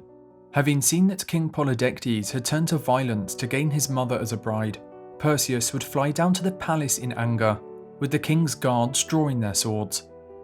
Taking Medusa's head from his bag, Perseus would hold it out before him, turning the soldiers to stone. Panicking, the king ran for his spear, but it was too late, with Perseus holding Medusa's head before him, forever immortalizing his terrified expression in stone. Finally reunited, Danae would embrace her son, thankful that she would no longer have to live in fear. Leaving the island behind them, Perseus, Andromeda and Danae would decide to return to Argos, the place of Perseus' birth, where his grandfather, Acrisius, still ruled as king. But before he left, Perseus would return his gifts to the gods, with Athena taking Medusa's severed head and placing it on her shield, a final punishment for her former priestess, with it remaining a symbol of Athena's dominance and power. Returning to Argos, Perseus was hailed as a hero for slaying Medusa, with all the townspeople encouraging him to join a local athletics tournament where he could compete against some of the strongest men in Greece. With the event underway and Perseus dominating the competition, it would soon be his turn to throw the discus. Spinning with all his might, Perseus would forget his own strength, with the discus flying off into the crowd, killing a member of the audience. Running over to the body, he discovered that it was none other than his grandfather, King Acrisius, lying dead on the floor, the discus having struck him on the head. And so, just as the prophecy had predicted so many years ago, King Acrisius had died at the hands of his grandson, a lesson that no mortal can run from their fate. But having shed the blood of a family member, something that was deeply frowned upon and considered one of the worst crimes in ancient Greek society, Perseus was no longer able to stay in Argos. Instead, he would found his own kingdom, Mycenae, north of Argos and west of Athens, which would soon become the most powerful city in Greece. Its great walls were constructed with massive boulders, too large for any man to lift alone, with Perseus enlisting the help of the mighty Cyclopses, whose craftsmanship was unrivaled. Ruling over the city, Perseus and Andromeda would have many children together, with their family's reign lasting for generations to come. But unknown to them, one of their descendants would become the most famous hero of them all. For the son of Zeus and Alcmene would be the great hero Heracles, whose famous 12 labours would echo throughout every corner of the world.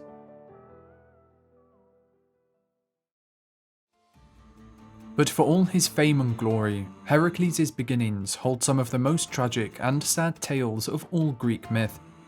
As Zeus sat on his throne on Mount Olympus, he looked down upon the world, with the beautiful Alcmena, the grandchild of Perseus, catching his eye.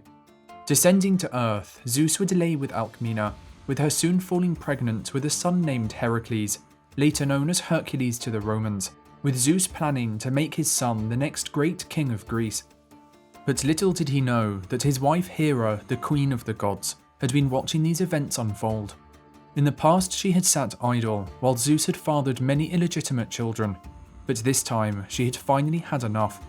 When Zeus swore an oath to give kingship to the next descendant of Perseus, thinking it would be his son Heracles, Hera saw an opportunity to get revenge on her husband. When Heracles was about to be born, she used her magic to delay the birth, while also speeding up the birth of another descendant of Perseus, a child called Eurystheus. As Eurystheus had been born just mere seconds before Heracles, he had become the next descendant of Perseus, with Zeus being forced to give him the kingship instead. While Zeus could do nothing about his son's lost kingdom, he did manage to get his own revenge on Hera. After Heracles was born, Zeus brought him up to Hera's bedchamber on Olympus. As she was sleeping, Zeus placed the infant on Hera's breast, where Heracles was able to feed on the goddess's milk, stealing some of her divine power for himself. Startled, Hera woke up and threw the baby off her chest, with her milk spraying across the heavens. This milk would settle out in space, becoming known as the Milky Way. Zeus chuckled to himself and brought Heracles back to Earth, placing him in a crib next to his mother. Back on Olympus, Hera was furious. This was too great an embarrassment for her to ignore, and so, in an attempt to kill Heracles, she sent 2 snakes into his crib. To her surprise, Heracles just giggled and grabbed a snake in each hand, strangling them with the strength he had just stolen from her. Hera looked down at the scene in rage, vowing to make Heracles' life as difficult as possible.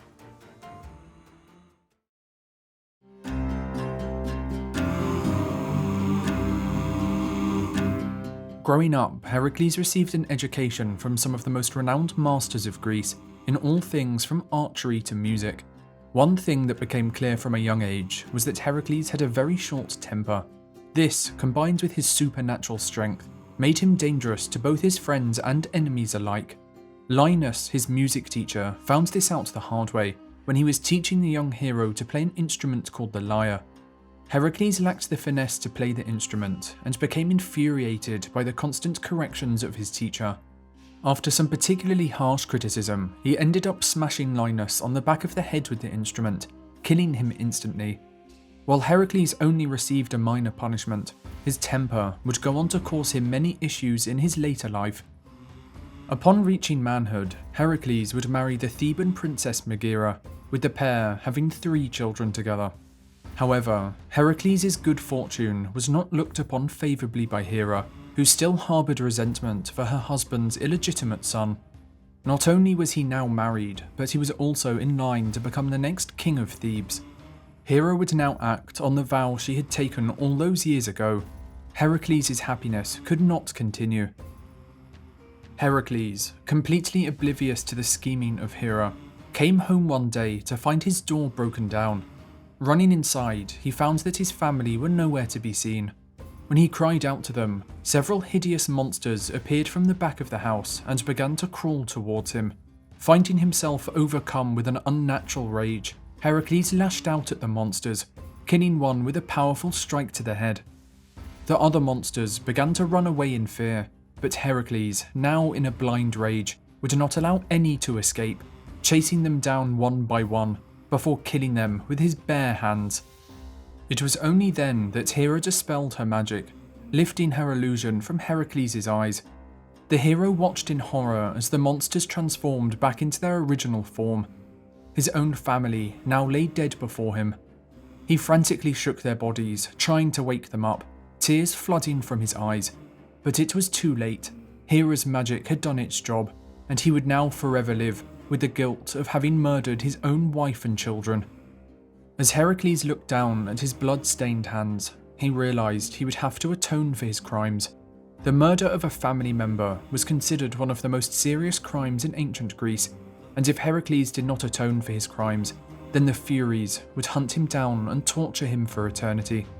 The only person he knew that could give him guidance was the famous Oracle of Delphi, and so he exiled himself from his home in Thebes and started his journey of redemption. The Oracle of Delphi was the mouthpiece of Apollo, able to deliver prophecies and guidance from the god. On this occasion, however, Hera managed to use her magic to influence some of the oracle's words. When Heracles asked what he should do to atone for his crimes, the oracle responded that he had to serve King Eurystheus of Mycenae for 10 years, who was the descendant of Perseus that had been born just mere seconds before Heracles. Understanding his task, Heracles bowed to the oracle, stood up, and began his long voyage to Mycenae.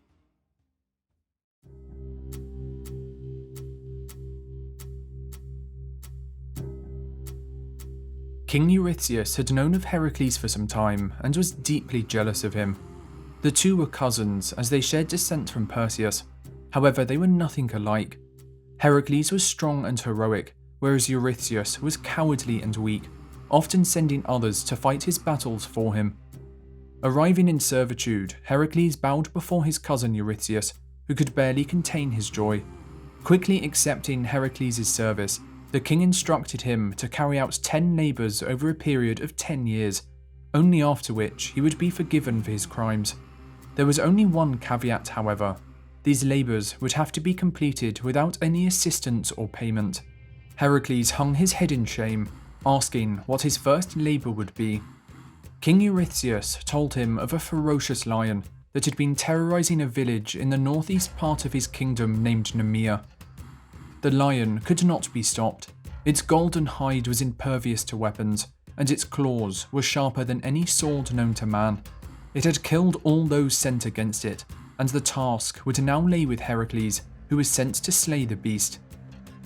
Aware that no sword or spear could penetrate the lion's hide, Heracles trained for several months, uprooting trees and lifting giant boulders to increase his strength. Stronger than ever, he could now confront the beast with his bare hands. Upon arriving at the lion's den, Heracles passed the bodies of warriors, their swords and axes shattered on the floor. The lion then appeared and began to charge towards him, but just before it was about to pounce, Heracles stepped to the side, catching its neck in his arms. The two wrestled for hours, but when Heracles managed to get a good grasp on the lion's throat, he squeezed with all his might until he heard a crack. The dead beast fell down on the floor.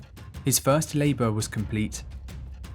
Realising the lion's pelt would aid him in his upcoming labours, he pulled out one of its razor-sharp claws, using it to skin the animal. He then threw the pelt around his shoulders like a cloak, using the lion's head as a protective hood. As Heracles left the lair, he found a giant oak tree which he lifted from the ground and stripped of its branches, whittling it into a club. This would be his new weapon and the lion his new armour, symbols of his path to redemption. As Heracles returned to Mycenae, draped in the pelt of the Nemean lion, Eurystheus was shocked, never imagining his cousin would make it back alive.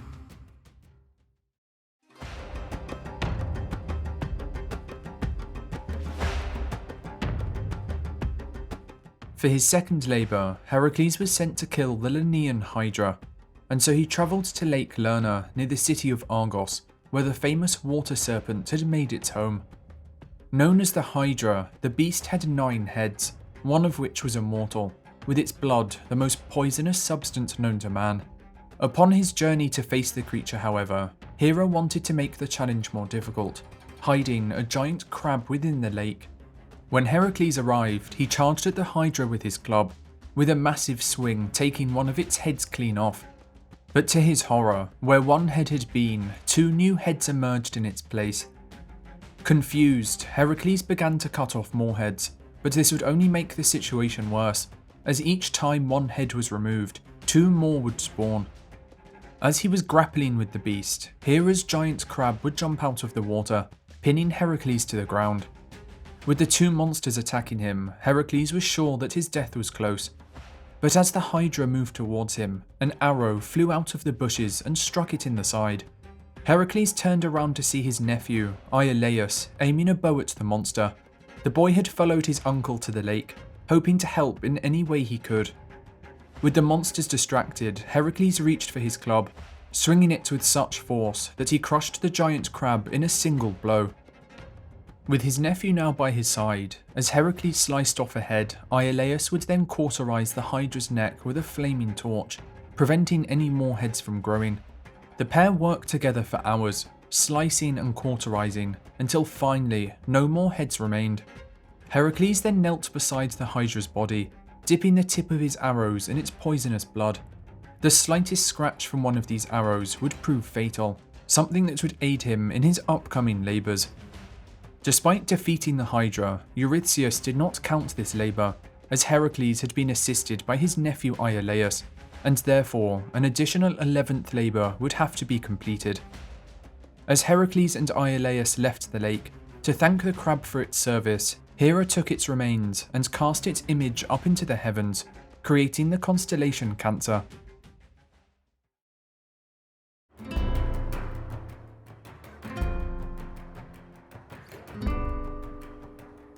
For his third labour, Heracles was ordered to catch the Ceryneian hind and bring it back alive to Eurystheus. The hind was a beautiful creature, much like a stag, with bronze-like hooves and a magnificent pair of golden antlers.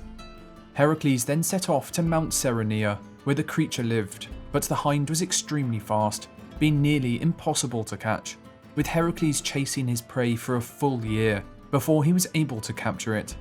Infuriated that his cousin had completed the task so easily, Eurystheus would quickly set Heracles his 4th labour, to capture the Erymanthian boar.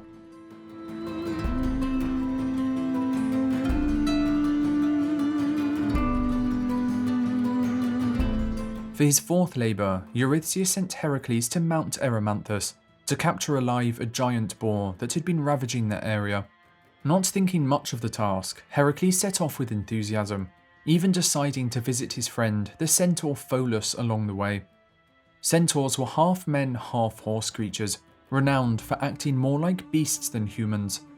Pholus was an exception, however, being both friendly and intelligent, and had been friends with Heracles since his youth. After Heracles arrived, Pholus decided to host a dinner party to honour his guest, inviting a few of the local centaurs, one of whom was Heracles' old, intelligent, and immortal archery teacher Chiron. As the feast began, everything was going well, with Heracles reminiscing with his old teacher before deciding to take a walk. On the way out, he came across a jar of wine on Pholus' shelf, which he decided to crack open and take a large helping of. Little did he know that the wine was communal property of all the centaurs, something the god Dionysus had gifted them 4 generations earlier. The wine also had a powerful odour that the centaurs could smell for miles around.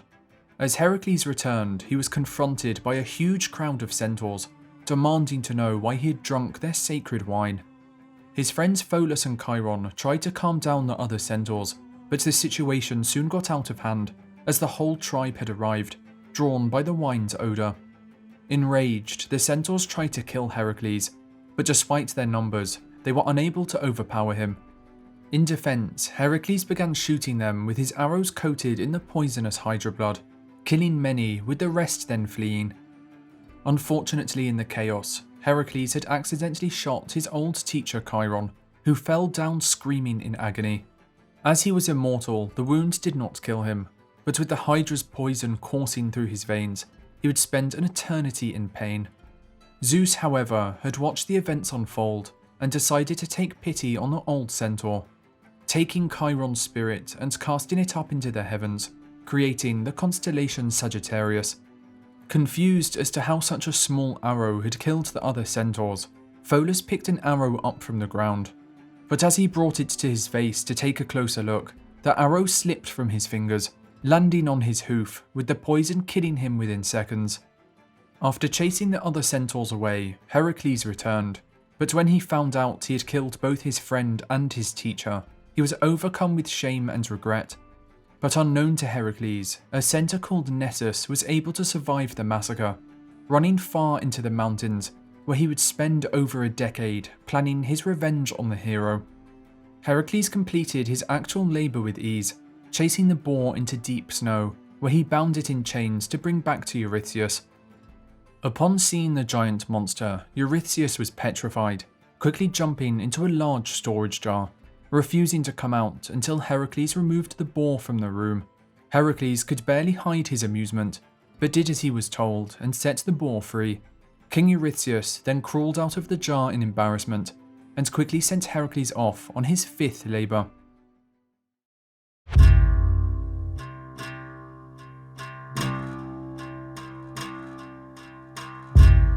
For his 5th labour, Heracles was tasked to clean the Augean stables in a single day, using only his hands and without any assistance.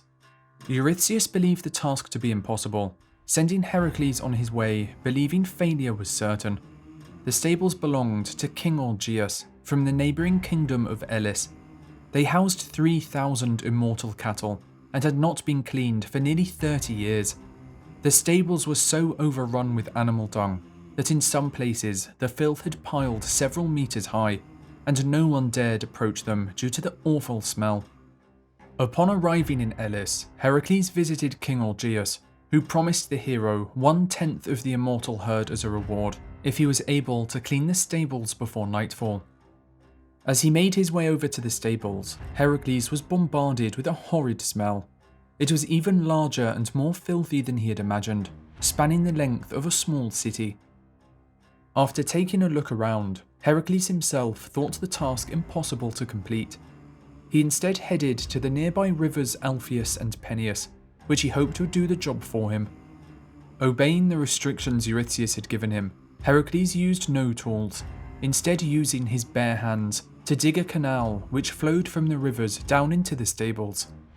Once completed, a great torrent of water came flooding into the stables, washing away years of filth in an instant.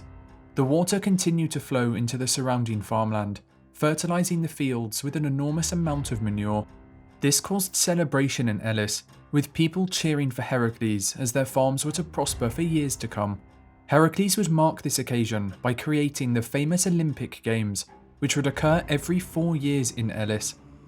But not all was well, as Eurystheus would refuse to count this labour as one of the 10, as he claimed the task had been accomplished for payment in the form of a portion of the immortal herd.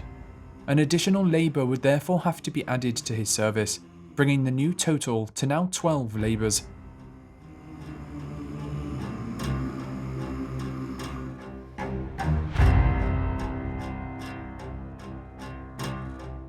For his 6th labour, Heracles was tasked with driving away a flock of man-eating birds from Lake Stymphalus. These birds were sacred to Ares and sported iron beaks, capable of tearing through the toughest of armour. The birds were the size of herons and excreted poisonous droppings, rendering the surrounding area uninhabitable. Upon arriving, Heracles would find a pair of giant bronze rattles that had been placed on the fallen trunk of a willow tree by Athena. Thanking the goddess for her aid, Heracles would begin to shake the rattles, with the noise they produced causing the birds enormous pain, with hundreds of them rising from the lake, forming a great flock above. Heracles then took his aim, shooting down as many as he could, until finally those that had survived fled the lake, with his sixth labour now complete.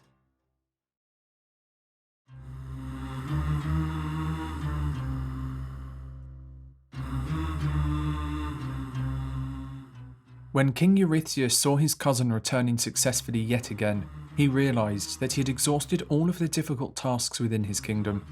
Needing more time to come up with one, he sent Heracles to Crete, an island near the Greek mainland, where King Minos would give him his next labour. King Minos had been gifted a beautiful white bull from the sea god Poseidon, with the expectation that he would sacrifice the bull in Poseidon's honour.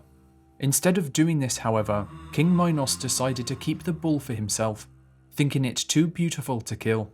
In revenge, Poseidon made the king's wife fall in love with the bull, with this union eventually leading to the birth of the half-man, half-bull creature known as the Minotaur, a creature that King Minos kept in a labyrinth beneath his palace.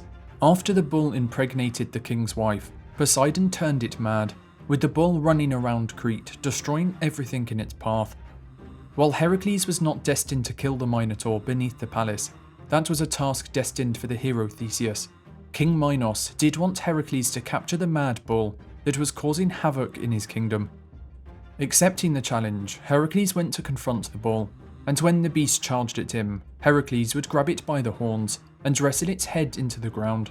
After many hours had passed, the exhausted bull would finally submit, with Heracles then jumping on its back. As the bull was a child of Poseidon, it could walk on water, and so Heracles would ride it across the seas to Mycenae to show Eurystheus proof of his achievement. With his task complete and not wanting to kill an animal sacred to Poseidon, Heracles released the bull outside of the palace, where it went on to rampage the Greek mainland until it was finally, many years later, caught and killed by the hero Theseus.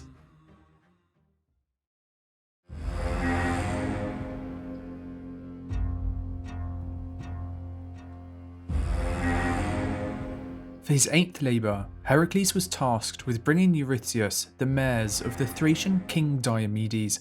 These horses were fearsome creatures, known to breathe fire, with their aggression made worse by Diomedes feeding them the flesh of unsuspecting guests and strangers to his kingdom. As Heracles made his way to Thrace, he would be accompanied by his friend and lover Abderus, the son of Hermes. As they arrived, the pair made their way to the palace of Diomedes, where they witnessed the fire-breathing horses Heracles was tasked with collecting. The mares were bound to the palace with cast iron chains, put on display for all to see, thrashing around and foaming at the mouth.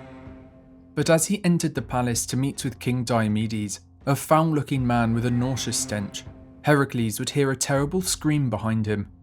Rushing out to see what had happened, Heracles would watch in horror as the horses ripped into the corpse of his young lover Abderus, who had gotten too close to them in his curiosity.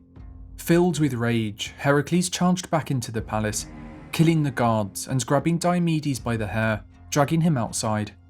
Giving the king a taste of his own medicine, Heracles threw Diomedes to the monsters, who began to devour their master.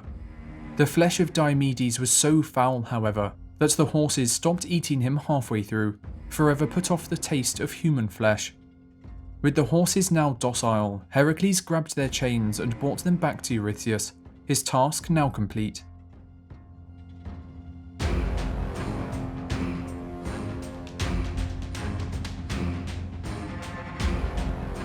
For his ninth labour, Heracles was tasked to retrieve the girdle of Hippolyta, a gold and leather belt that ensured victory in battle. It belonged to Hippolyta, the daughter of the war god Ares and the queen of the Amazons, a race of warrior women who could fight better than almost any man, with them routinely raiding local tribes to assert their dominance. So Heracles set off east, bringing with him a small band of warriors in case he had to fight with the Amazons. However, on arrival, Heracles was surprised by the Amazons' hospitality, with Hippolyta herself taking a keen interest in him. Having heard of his famous labours and overcome by lust, Hippolyta would give him her girdle as a sign of her interest. But Hera, watching from Mount Olympus, could not believe her eyes. The task was going too well, and so to make sure this labour was more difficult, she decided to intervene. Disguising herself as an Amazon, she made her way into the camp, walking amongst the women and sowing seeds of distrust, slowly convincing the entire tribe that Heracles had come to enslave them. The Amazons became outraged, mounting their horses and charging towards the men they had let into their camp. Heracles heard the commotion and rushed outside, where he saw the Amazons slaughtering his friends. He turned around in a rage, thinking that Hippolyta had tricked him, keeping him away from his men so they could be slaughtered. Before the queen could explain, Heracles lifted his club and struck her dead, her girdle not protecting her as she had already gifted it to him. Heracles then ran outside, striking down any Amazon who challenged him. He managed to save a small handful of his companions, and the group hastily left the camp, heading home to Mycenae. Eurystheus had grown tired of Heracles beating any task laid before him, and so decided to send him to the farthest place he could think of, the island of Erythea.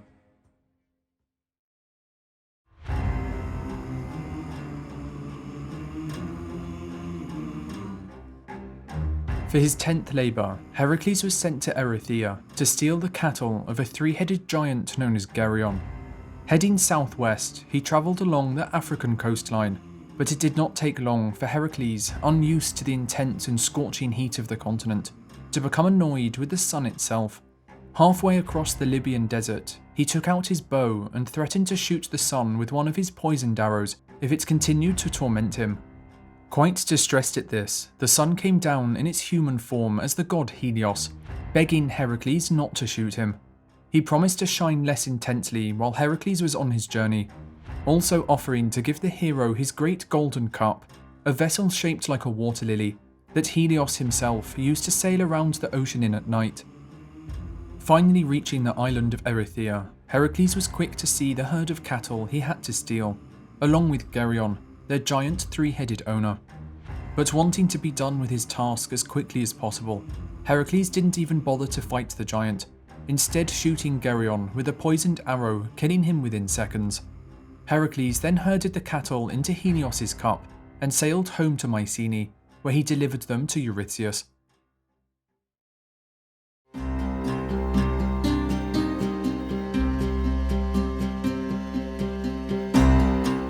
For his 11th labour, Heracles was tasked with travelling to the garden of the Hesperides, the daughters of the night, and collecting the golden apples that grew on a tree there, which granted immortality to anyone who ate them. Not only was the location of the garden unknown, but Hera had sent a 100-headed dragon called Ladon to guard the tree from which the apples grew. As Heracles set off to find the mythical garden, he first visited the Titan Prometheus, who he thought would know of its location. Prometheus, the creator of mankind, had been chained to the side of a mountain after stealing the fire of the gods to save humanity, and by the time Heracles found him, this cycle of punishment had been going on for centuries. Taking pity on Prometheus, Heracles broke his chains and set the Titan free, finally bringing an end to his torment, with Prometheus then happily sharing the garden's location. However, he also warned Heracles that no mortal could pick the golden apples from the tree. Instead, he suggested that Heracles seek help from the Titan Atlas, as he lived near the garden. Following Prometheus's advice, Heracles would seek out Atlas, who was not difficult to find due to the Titan's immense size. Atlas had fought against the Olympians in the war between the gods and the Titans, but as he was defeated, Zeus forced him to hold up the sky for eternity as punishment. Approaching the Titan, Heracles explained his situation and offered to make a trade. He would temporarily hold up the sky and give Atlas a much-needed break, and in exchange, Atlas would collect the golden apples. Thankful to be free of his burden, even for a short time, Atlas accepted the deal and went to collect the apples, transferring the weight of the heavens onto the shoulders of Heracles. Though he had achieved the impossible before, even Heracles struggled to bear the immense weight he now had to hold. As time went on, his muscles began to cramp, his body began to shake, and he contemplated whether this would be the task that would finally break him.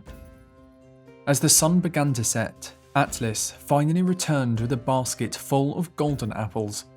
With a grunt of relief, Heracles thanked the Titan, moving to give him back the sky. But not wanting to take it back, Atlas offered to take the apples to Eurystheus himself. promising he would return and bear the weight of the sky once more. But Heracles would not be fooled. He thanked the Titan for his generous offer to deliver the apples, and offered to hold the sky for a little longer, but asked if Atlas would take the sky back, just for a moment, so he could put on his pelt to cushion his shoulders and head. Knowing the pelt would make a great difference and none the wiser, Atlas placed the apples on the ground and took the sky back from Heracles. As soon as he was free, Heracles picked up the apples and bid Atlas farewell, quickly returning them to Eurystheus to complete his labour.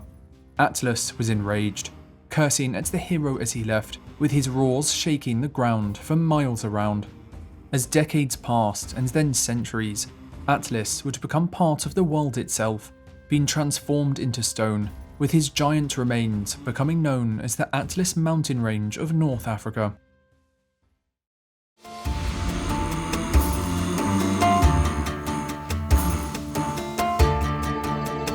For his 12th labour, Heracles was tasked with capturing Cerberus, the three-headed dog that guarded the gates of the Underworld.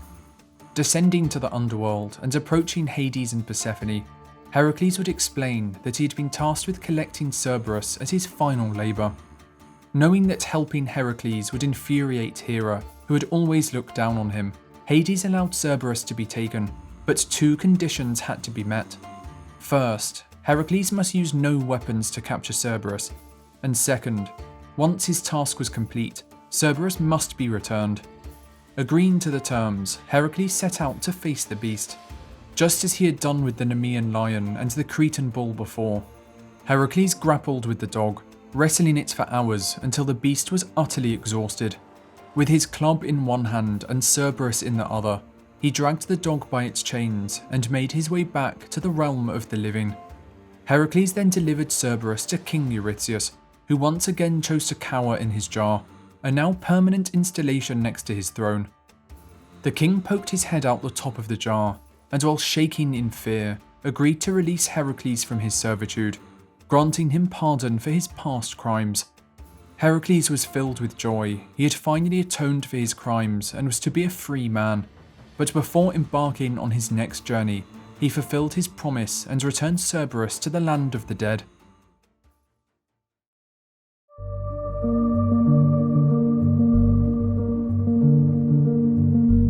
Heracles took some time to celebrate when he returned, enjoying all the pleasures of a free life. He was now a well-renowned hero and had admirers wherever he went. He would go on several more adventures, even joining the hero Jason and the Argonauts on their quest for the Golden Fleece. Heracles soon found another lover, taking the beautiful Deianira as his wife. However, as the newlywed couple were making their way home in the city of Tiryns, they came across a rapid river that they had to pass. On the other bank stood a centaur, who made his way over and offered to carry Deianira across on his back. Heracles accepted the offer, not recognizing the centaur as Nessus, the sole survivor of the massacre Heracles had committed against the centaur tribe on his way to his 4th labour. Nessus had been plotting his revenge against Heracles for over a decade, with him now seeing the perfect opportunity to execute his plan. As soon as Nessus reached the other side of the river, he threw Deianira to the floor and attempted to violate her. Seeing this from the other bank, Heracles pulled out his bow and shot Nessus in the chest with a poisoned arrow, sending the centaur to the ground in agonizing pain. In his last breaths, Nessus apologized to Deianira and offered her a gift as a means of apology. He claimed that his blood had magic love properties, telling Deianira to discreetly collect it up in a vial in case Heracles ever fell in love with another woman. As Nessus finally died, Deianira collected up his blood, keeping it hidden in case she ever needed to win Heracles back. Little did she know that she had just begun the chain of events that would lead to the death of her husband. The couple lived happily in Tiryns for a time and had several children. However, after a few years, Heracles became tired of such a peaceful life and craved the action of his youth. Seeking some adventure, he left his family behind and set out to the kingdom of Orchelia, where his old archery tutor, Eurytus, ruled as king. Once he arrived, it only took a few days for Heracles to fall in love with the daughter of King Eurytus, a woman named Iole. Winning her affections, Heracles would take Iole home to the city of Tiryns, where his children and his wife Deianira were living. While Deianira was initially happy to see her husband return, She became worried when she saw him arrive with another woman, suspecting that he had been unfaithful. In her desperation to win Heracles back, Deianira retrieved the blood of the centaur Nessus that she had been hiding, hoping that its love properties would help her. She smeared the blood on a robe, which she then gifted to Heracles and asked him to wear to dinner that evening. When Heracles put on the robe later that evening, he immediately knew that something was wrong. Nessus's blood began to stick to his skin, causing a horrible burning sensation.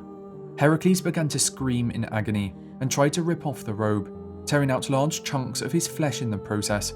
The centaur Nessus had planned this all along. He knew that Heracles would shoot him with a poisoned arrow when he attempted to attack Deianira, and by convincing her to gather his blood that was tainted with the Hydra poison, Nessus had craftily ensured that Heracles would suffer the same agonizing death that he'd inflicted on the other centaurs. Heracles' torment lasted for hours, with his wife Deianira hanging herself upon realizing that she had poisoned her husband. Knowing his death was close, Heracles frantically ran around his courtyard, ripping up trees to construct a funeral pyre. Once assembled, the hero lay down upon it and asked one of his friends to set it alight. As the fire seared through his skin and his body went up in flames, a smile appeared on Heracles' face as he was finally released from the horrific pain. It was at this moment a great storm cloud gathered around the funeral pyre. In the cloud sat Zeus, who watched as the mortal part of his son burnt away. The gods then grabbed Heracles' spirit, taking his son up to Olympus, where he transformed him into an immortal. From this point on, Heracles was worshipped as a god by the Greeks, with his labours becoming legend, with Zeus eventually casting his son up into the stars, where he can still be seen as a constellation to this day.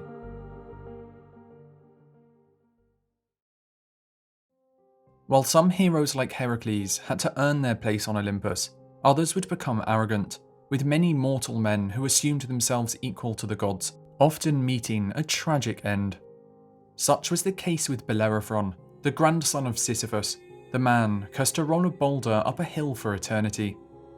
Gifted the winged horse Pegasus by Poseidon, and learning to ride it with the help of Athena, Bellerophon would go on many great adventures. His most famous exploit would be his slaying of the fearsome Chimera, a fire-breathing monster with the head of a lion, the body of a goat, and a snake for a tail. But as Bellerophon's fame grew, so too did his ego. Believing he had earned the right to sit amongst the gods, he took Pegasus and began flying up to Mount Olympus. But this would anger Zeus. Not only did Bellerophon think himself an equal to the Olympians, but he was using Pegasus, a gift from the gods, to get there. And so, as Bellerophon neared the heavens, Zeus sent a gadfly to sting Pegasus, causing the horse to kick Bellerophon off his back. Although he would survive the fall, Bellerophon would be blinded when he landed in a thorn bush. Living the rest of his life in misery, he would wander the earth alone, serving as a warning to those who thought to compare themselves to the gods. Pegasus would complete the journey to Olympus, where he would be claimed by Zeus, with the winged horse proudly carrying the god's thunder and lightning on his back for the rest of time. With the adventures of Cadmus, Perseus, and Heracles having come to an end, the first age of heroes was drawing to a close. But with the children they had inspired with their stories now reaching manhood, a new generation of heroes would soon emerge, ready to forge their own legends and make their mark on the world. Jason and the Argonauts' quest for the Golden Fleece would become one of these great legends, with heroes from far and wide, all embarking on what would become one of the greatest stories in all mythology. Jason, the heir to the city of Iolcus, has been banished from his homeland as a child by his uncle Peleus, a ruthless tyrant who seized power and took the city by force, claiming the throne of Iolcus for himself. Jason would be raised by Chiron, the teacher of Heracles and other famous heroes, spending 20 years under his tutelage, learning the likes of athletics, speechcraft, and warfare. But as Jason reached manhood, and having learnt everything Chiron had to offer, he would set out to reclaim his stolen kingdom. Beginning the journey back to Iolcus, Jason would soon come across a river, its harsh current making it difficult to cross. On his side of the stream sat an old woman unable to pass, with Jason offering to carry her across on his back.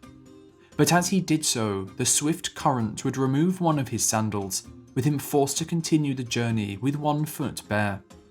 However, back in Iolcus, King Peleus, having just asked an oracle the way in which he would die, was advised to be wary of a man with one sandal. It was at this moment that Jason arrived at the palace, demanding that the kingdom be given to him.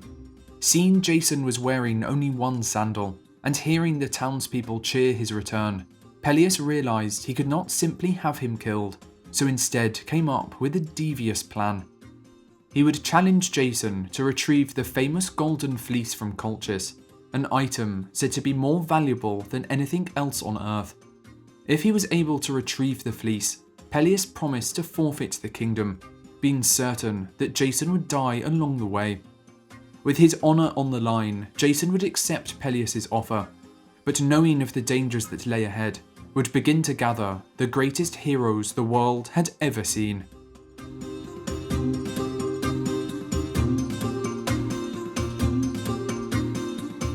With word spreading of Jason's great quest, heroes from across the land soon flocked to Iolcus to join him on the adventure. The first to arrive would be Heracles, the great hero of the land, who offered his incredible strength and skill, having just completed his famous 12 labours. He would be joined by Zetes and Callias, sons of the North Wind, who each possessed a magnificent pair of wings that granted them the power of flight. Following close behind would be the warriors known as the Dioscuri, Castor and Pollux, the twin brothers of Helen of Troy. Also seeking adventure, Peleus, the father of the great hero Achilles and king of Phthia, would also join, with his elder brother Telamon, the king of Salamis, who had helped Heracles fight the Amazons during his 9th labour, accompanying his brother on the journey. The next to arrive would be the great heroes of the Caledonian boar hunt, an adventure still to come, with Euphemus, Meleager and Idas all excited to take part on their next adventure.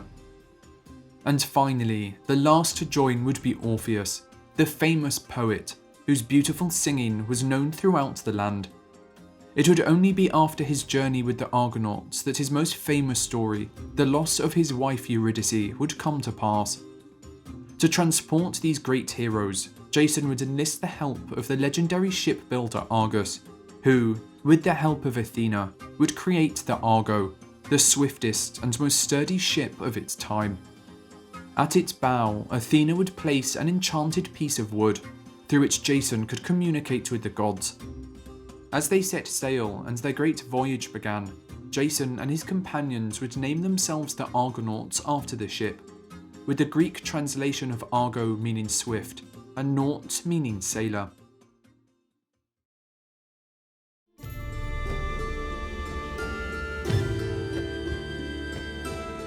Heading north, they would first arrive at the island of Lemnos, only to discover it was inhabited entirely by women. Many years ago, the women of the island had been devoted followers of Aphrodite, the goddess of love and beauty, but their devotion to the goddess had begun to wane, with her temple falling into ruin. Outraged, Aphrodite would curse the women, causing them to emit a horrible stench, with each of their husbands choosing to sleep with their female slaves rather than spend time with their wives. The women, neglected and feeling betrayed by their husbands, would decide to murder every male inhabitant of the island, including every boy, with them spending many years alone until the Argonauts' arrival. Seeing the heroes arrive, Aphrodite would lift her curse, allowing the women to greet their new visitors. With the smell now gone, Aphrodite hoped that the women would fall pregnant, ensuring the survival of the island's inhabitants, with a new generation of children ready to worship her.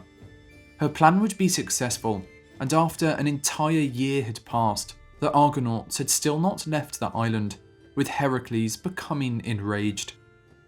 Assembling his companions, Heracles would shame them for forgetting their quest, reminding the men that they would not become great and famed heroes if they did not retrieve the Golden Fleece. Hanging their heads in embarrassment, the Argonauts would return to the ship, with their journey soon resuming. Continuing east, the Argonauts would pass Troy, soon arriving at Chios, so Heracles could replace his broken oar. However, Heracles' companion and servant Hylas, having wandered into the wilderness, had become lost in the depths of a vast forest. Hylas would soon stumble across a beautiful spring, stopping to quench his thirst and to wash his body. However, the spring was home to a group of water nymphs, who upon seeing the young man, the first man they had ever seen, would fall in love. Grabbing him by the arm, they would pull Hylas into the water, making him immortal and trapping him there for eternity. Heracles, wondering where his servant had gone, would go into the forest to look for him, but no matter how hard he looked, Hylas could not be found. After searching for days, Heracles would return to the shore, only to find that Jason and the Argonauts had set sail without him.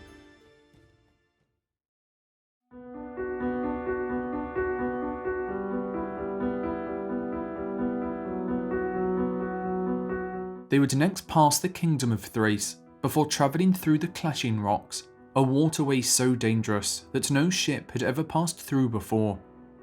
Entering the Black Sea, Jason and his crew would finally lay their eyes upon Colchis, their final destination, where the Golden Fleece, the most valuable item known to man, was kept by King Aeetes. Arriving in his palace, Aeetes would show hospitality to the Argonauts, but would refuse to give up the fleece, knowing it was safe as it was guarded by the fearsome Colchian dragon.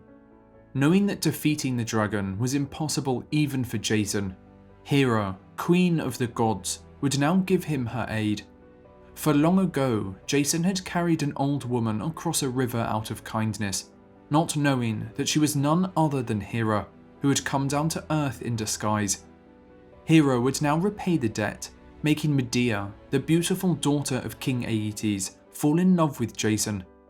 Medea was a powerful witch and would offer Jason her aid, giving him a bundle of magical herbs that he could use to subdue the dragon. With the herbs in hand, Jason would put the beast to sleep before grabbing the Golden Fleece. Finally, with the fleece in his possession, Jason and the Argonauts would hastily retreat back to the ship, with Medea joining them on board as they made a quick escape.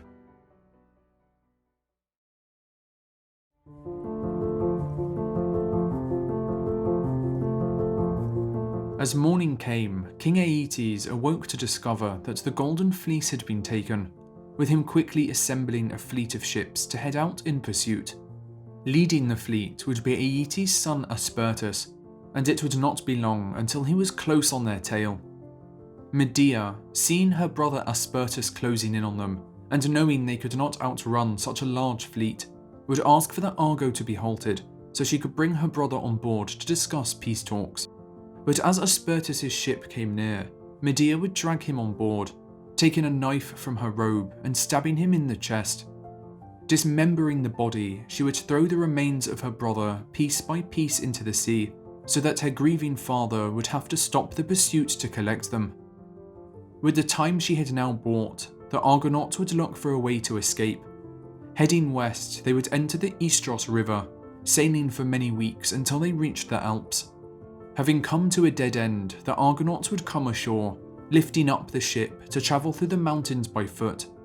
Finally reaching the Rhodanus River, they would set sail once again, where this time they would enter the Mediterranean Sea.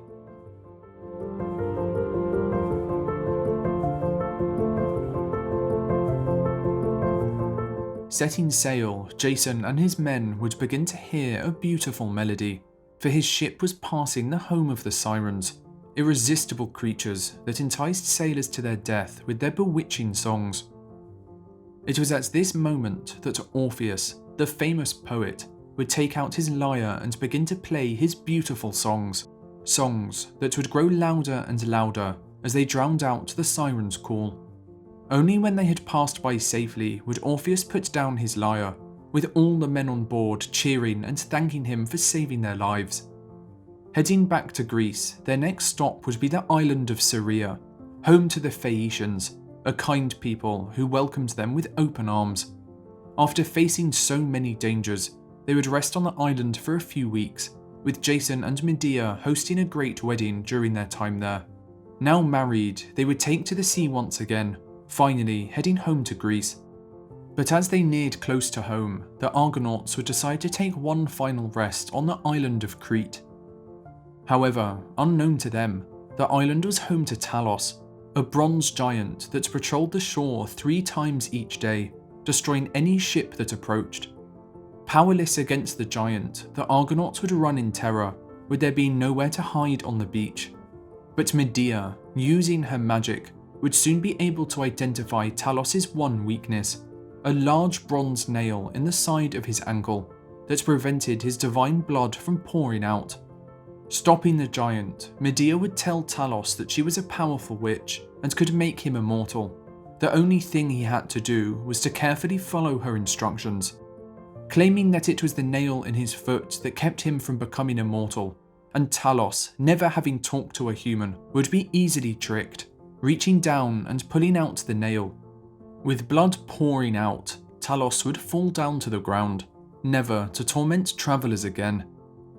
With the giant defeated, the Argonauts would board their ship, soon reaching the kingdom of Iolcus. After many years of travel and with the Golden Fleece in hand, Jason was finally ready to reclaim his homeland.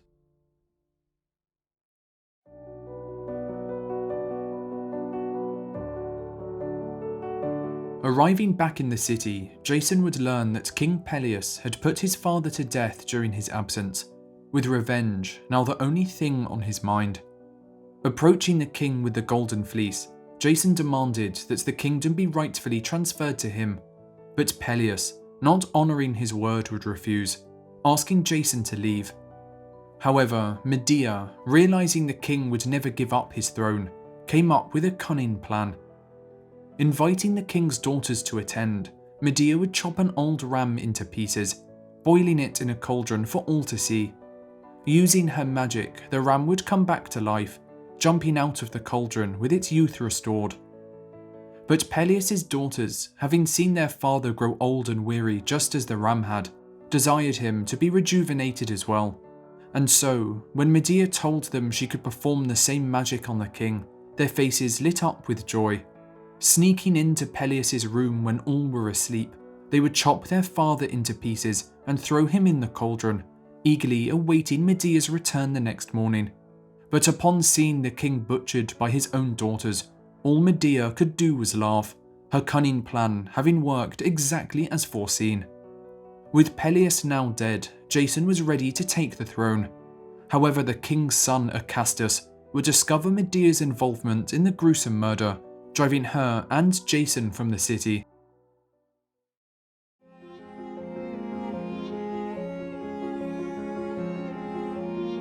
Travelling south, they would find a new home in the city of Corinth, with Jason taking the Golden Fleece and hanging it in the temple of Zeus, leaving his life of adventure behind.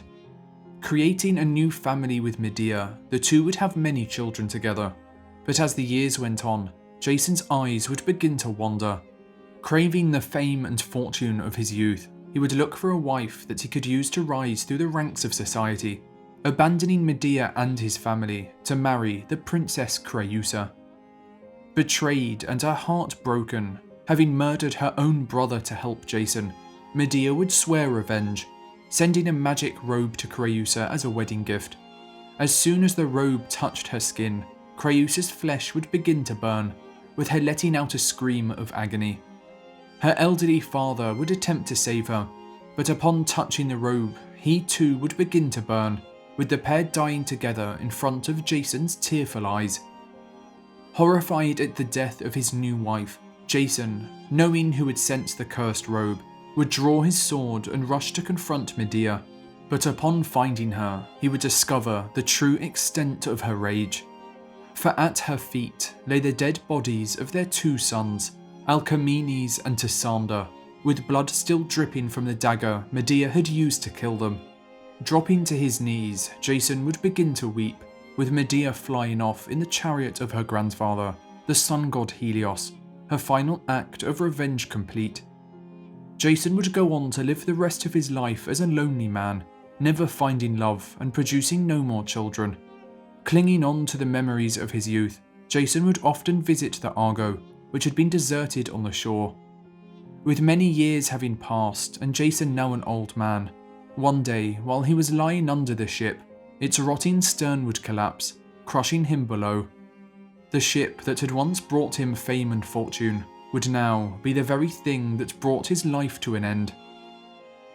As for Medea, she would flee to the city of Athens, gaining refuge and using her beauty to seduce King Augeas.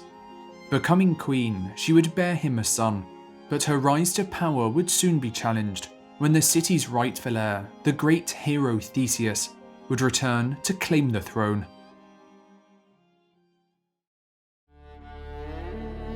Many years before Medea's arrival to Athens, King Augeas had ruled the city alone, having tried and failed many times to father an heir to which he could leave his kingdom. Believing he was incapable of having children, Augeas would travel to Delphi and ask the Oracle for help, who would instruct him to travel to the small kingdom of Trojan, where the city's princess Aethra would bear him a son. Overjoyed, Augeas would travel to Trojan and meet with the princess Aethra, with the two conceiving a child that night. However, unknown to Augeas, Poseidon would also visit Aethra the same evening, with the child that was born, Theseus, being the offspring of the two men. With Poseidon's blood now running through his veins, Theseus would be granted immense agility and strength, something that would prove useful in the many trials that lay ahead. But King Augeas, knowing it was his duty to return to Athens, would leave the princess to raise the boy alone. Only when Theseus was old and strong enough to lift a heavy stone, under which Augeas had hid his sword and sandals, would he be worthy of travelling to Athens to claim his birthright, with the items he retrieved being symbols by which Augeas could recognise his son. When the day finally came, Theseus, having reached manhood, would lift up the rock and claim his father's possessions, soon setting out on the road to Athens. But when Theseus arrived in Athens, Medea, his father's new queen, had already bore the king a son named Midas, who was next in line to the throne. And so, when Medea saw that Theseus had arrived to claim his birthright, she feared that her own son would be deprived of the throne, and so began to scheme against him.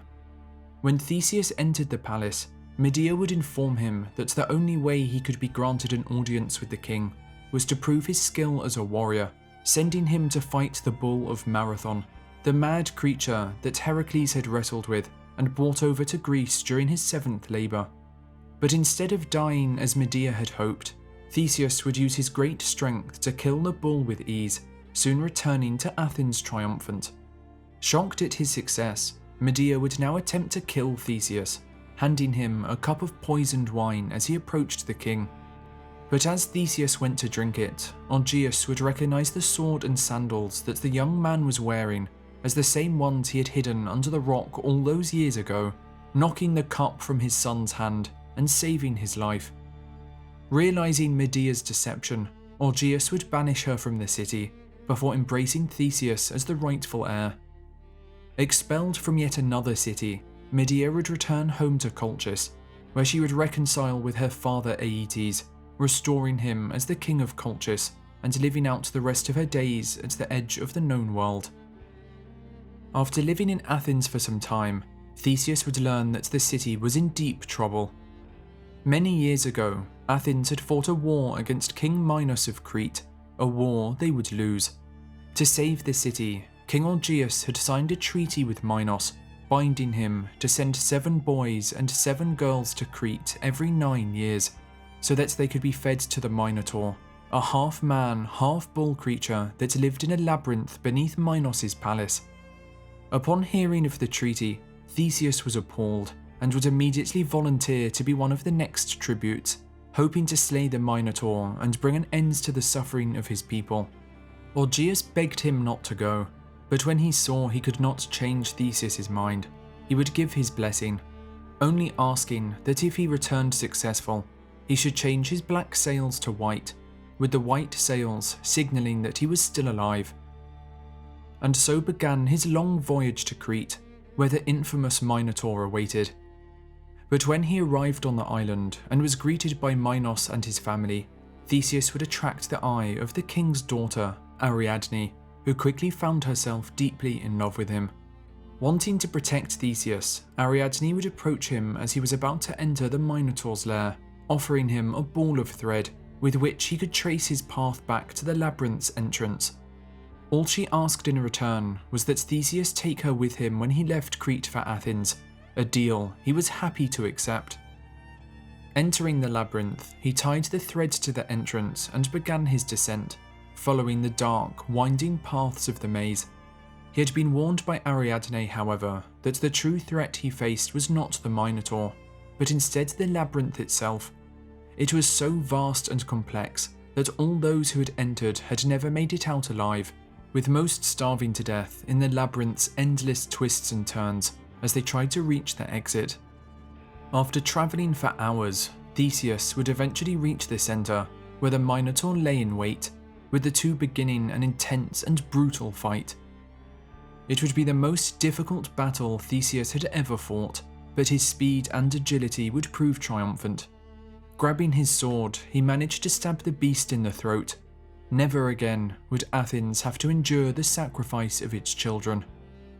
Theseus would then find the thread and began tracing his way back to their entrance, where he found Ariadne and the other 13 Athenian sacrifices waiting for him. They greeted him with a cheer, with the group soon escaping the island in their ship, beginning the voyage back to Athens. But Theseus, caught up in his excitement for having slain the legendary Minotaur, would begin to grow distant from Ariadne as he no longer needed her help. Along the way, they would stop and rest on the island of Dia, and when Ariadne was sleeping, Theseus would board his ship, stranding her on the island. Realising she had been used and that Theseus had no intention of marrying her from the start, Ariadne would be left crying on the island's shores until almost at the brink of starvation, the god Dionysus would find her, bringing her to Olympus as his wife. As Athens appeared on the horizon, Theseus could think of nothing but the fame he would receive upon telling his heroic story. Overcome with excitement, he would forget to change his black sails to white as his father had requested.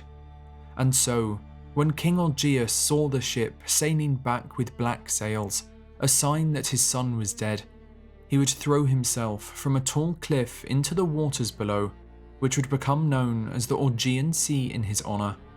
Having returned home, Theseus would mourn his father, after which he would be crowned the king of Athens, with his rule being celebrated by the Athenian people. He would go on to join Heracles in his fight against the Amazons, as well as helping Oedipus in his time of need, becoming one of the greatest heroes of his age.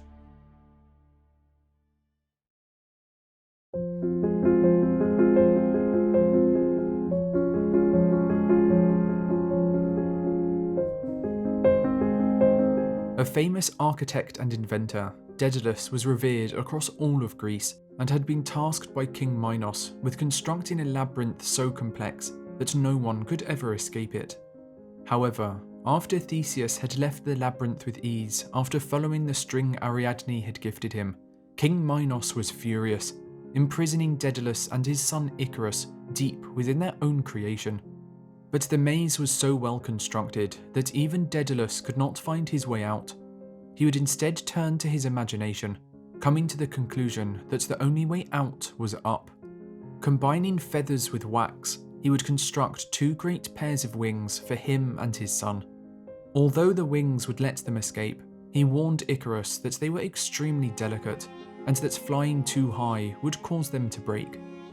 Flying side by side in the sky, Icarus was soon overcome with excitement, ignoring his father's warning. Higher and higher he would fly, soaring over the ocean below. But the sun's hot rays would begin to take their toll on the wings, melting the wax that held them together. One by one, the feathers fell out, until finally Icarus himself plummeted into the sea. The story of Icarus would pass down from generation to generation, with the boy who flew too close to the sun serving as an example of the importance of knowing your own limits and not being blinded by overconfidence.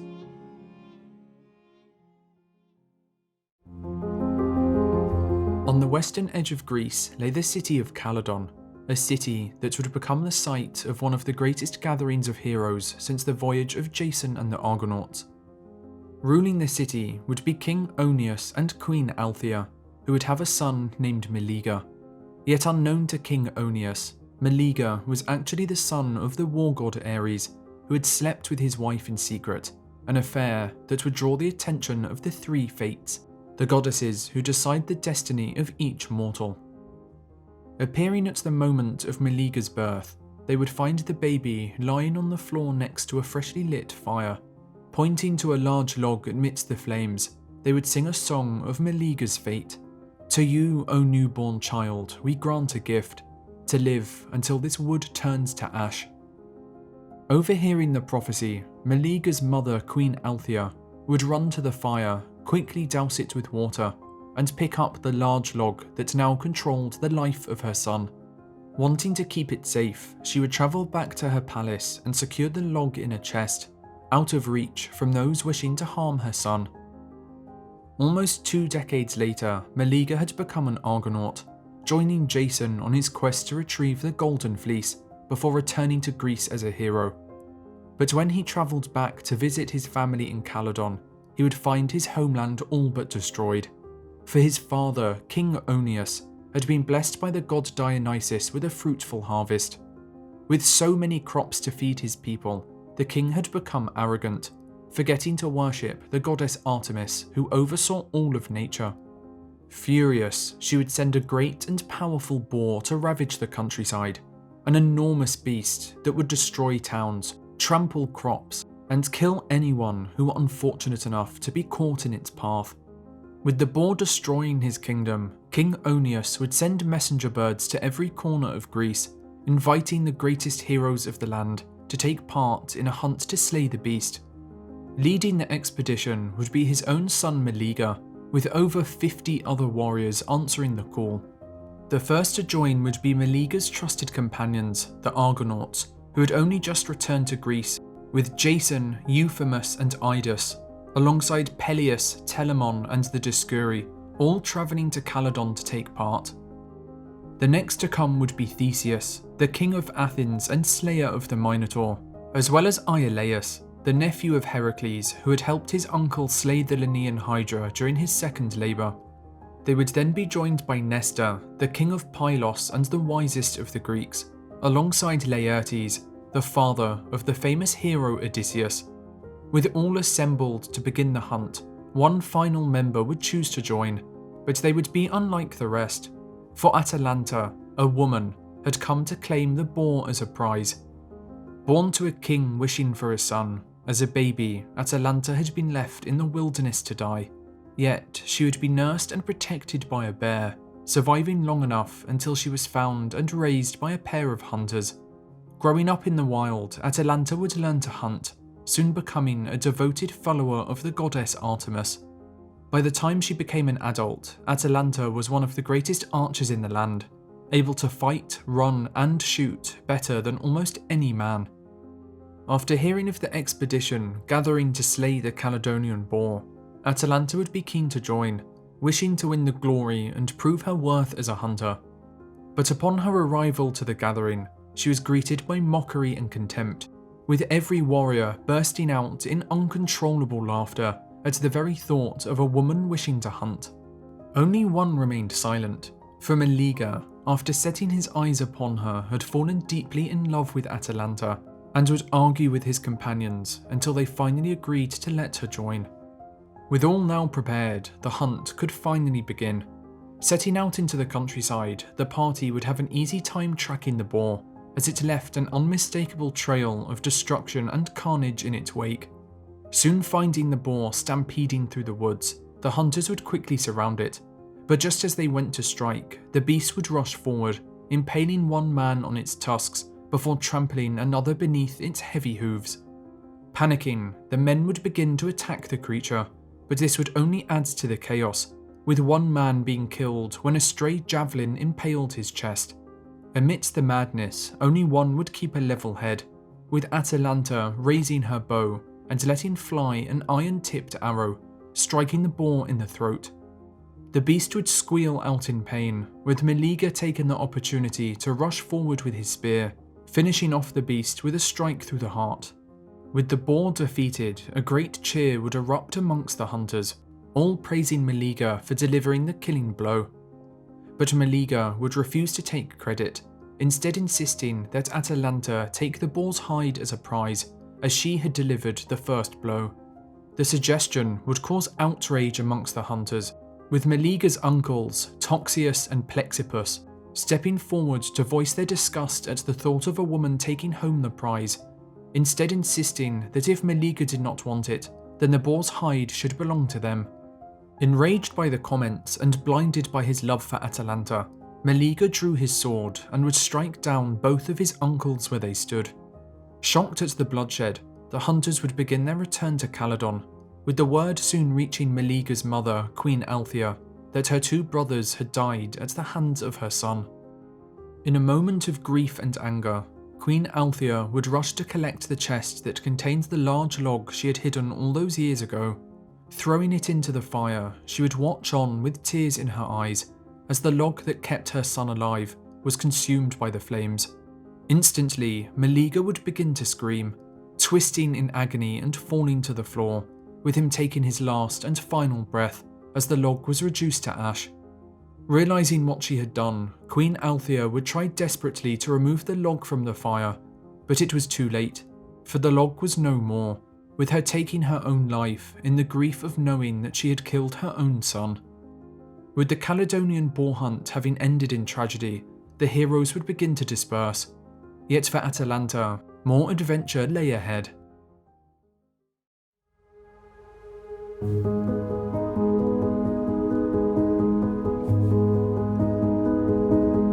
After her role in slaying the Caledonian boar, Atalanta's name would become known across Greece, with suitors from far and wide coming to claim her hand in marriage. But Atalanta, wanting to continue her life of adventure, would come up with an easy way of rejecting them all, declaring that she would only marry the man who could beat her in a foot race. Suitor after suitor would try to win, but all would fail, with Atalanta knowing that there was no man alive who could match her. But one day, she would be challenged by a suitor who was different from the rest, a young man named Hippomenes, who knew full well that he had no chance of beating her. Instead, he had visited the temple of Aphrodite the night before to pray for assistance, with the goddess gifting him 3 golden apples in return, so beautiful that no mortal could resist the urge to take them. And so, when the race began and Atalanta quickly took the lead, Hippomenes would take an apple and throw it onto the ground before them. Enchanted by the sight of it, Atalanta would come to a halt, reaching down to pick the apple up. But she would soon resume the race, with Hippomenes forced to throw yet another apple to slow Atalanta down. With the finish line in sight and Hippomenes barely managing to keep a lead, he was forced to throw the third and final apple, this time throwing it far across the track, forcing Atalanta to veer off the path in pursuit. With his plan having worked, Hippomenes would achieve what no man had done before, finally beating Atalanta and claiming her hand in marriage. The two would wed and have a son, with Atalanta falling in love with her new husband. But Hippomenes, in his excitement over winning the race, had forgotten to offer sacrifice to thank Aphrodite for providing him with the golden apples. In revenge, Aphrodite would make Atalanta and Hippomenes lay together in a sacred temple of Zeus, with the king of the gods punishing the couple by transforming them into lions. As the ancient Greeks believed that male and female lions could not mate, and that lion cubs came exclusively from the union of lions and leopards, the couple would be forever doomed to wander the earth, always together but unable to ever share the joys of intimacy again. With the Caledonian boar hunt having come to an end, a new generation of heroes would now rise. But for Zeus, he thought too many demigods still roamed the earth, and believed that there should be a greater distinction between gods and mortals. And so, he would set in motion a series of events that would lead to war, the greatest war the world had ever seen, that would finally, once and for all, rid the earth of his many descendants. Across the sea from the great cities of Greece reigned the most powerful kingdom of them all, Troy, whose famous walls were said to be indestructible, having been built by the gods themselves. The city was ruled by King Priam and Queen Hecuba, who were deeply loved and respected by their people, with Priam having 50 sons and 50 daughters during his reign. The most admired of them would be Prince Hector, Troy's greatest warrior. The eldest son of Priam, Hector, was a brave and honourable warrior. Devoted to his homeland and committed to his family, Hector loved none more than his wife Andromache and his son Astyanax, for whom he would sacrifice anything to protect. The sister of Hector, Cassandra, would be the least fortunate of Priam's children. She would once catch the eye of the god Apollo, who would give her the gift of prophecy in his attempts to seduce her. But when she rejected the god, he would curse Cassandra in a jealous rage, making it so none would ever believe her prophecies. Finally, there would be Paris, the brother of Hector and Cassandra, who would be raised away from his family. Before his birth, Hecuba received a prophecy revealing that her unborn son was destined to bring destruction to Troy, but unable to kill the child herself, she instructed a local shepherd to complete the task. But just like Hecuba, the shepherd could not harm the helpless infant, and instead would raise Paris in secret, a decision that would change the course of history.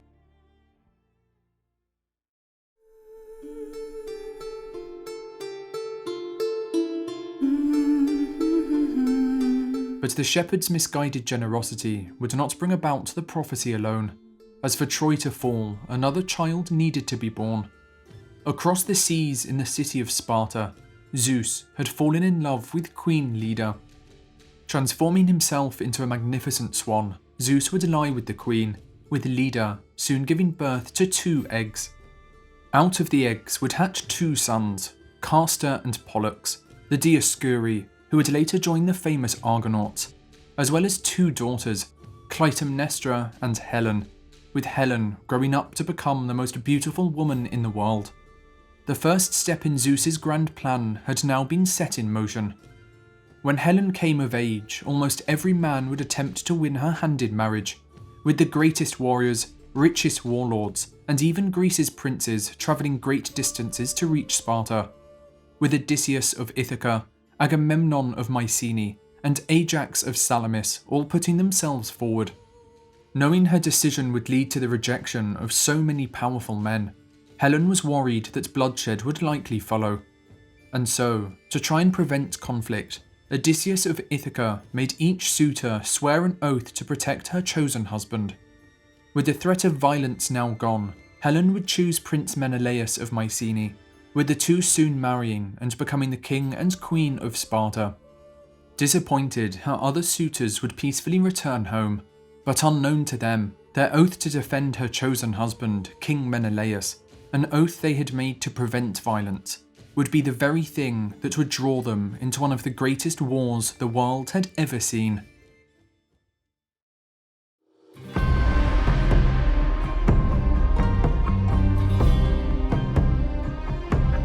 But high on Mount Olympus, another marriage was taking place. The parents of Achilles, Thetis, the goddess of water, and Peleus, a former Argonaut and king of Phthia, had been invited to Olympus to celebrate their marriage. Hosting a great feast, they would invite all the gods and heroes from across the land, but they would make one exception, for amongst all the gods there was one that was universally disliked, Eris, the goddess of discord and strife, who brought chaos wherever she went. Hurt that she was not invited to the wedding, Eris would decide to attend anyway, bringing with her a gift that would sow the seeds of conflict amongst the gods. The gift was to be a golden apple, inscribed with one simple phrase, "To the most beautiful." She would then throw the apple amongst the goddesses of Olympus, knowing that their vanity would lead to conflict. Soon Hera, Athena, and Aphrodite were all fighting, with each claiming the apple should be awarded to them. Unable to decide, they would all turn to Zeus, who saw an opportunity to further his great plan. Instead of deciding himself, Zeus would give responsibility to a mortal. The man he chose would be a humble shepherd, known for his fair judgment, a man who was none other than Prince Paris of Troy, who had been raised as a shepherd in his exile. And so, the 3 goddesses would approach Paris, with each offering him a different gift in return for his vote. Hera offered to make him king of Europe and Asia, Athena promised unrivaled skill in war, but Aphrodite, knowing the young man's desires, would promise to give him the most beautiful woman in the world, an offer he could not refuse. With Paris then giving her the apple, Aphrodite would tell him to travel to Sparta, where she would use her magic to make Queen Helen, whose beauty knew no equal, fall in love with him. Following the goddess's instructions, Paris would travel to Sparta and meet with Helen, with the two soon falling in love. Taking Helen's hand, Paris and his men would fight through the ranks of the Spartan guards, who had been sent to stop her abduction. But it was to no avail, with the two boarding his ship before making the long voyage back to Troy. Arriving home, Paris would be recognised by his father, King Priam, who welcomed him with open arms. Awed by Helen's beauty, the entire palace would try to catch a glimpse of her, overjoyed to see the new princess of Troy. However, amidst the excitement, there remained two who were concerned with her arrival. Prince Hector was furious with his brother, warning that his naive and lustful actions would bring war to the shores of Troy. But while Hector's words were harsh, it would be his sister Cassandra who would have the worst reaction. Shrieking in despair, she would prophesy that Helen's arrival would lead to the fall of Troy itself. But as she had been cursed by Apollo, no one would heed her warning, with the royal guards dismissing her prophecies as mad ravings.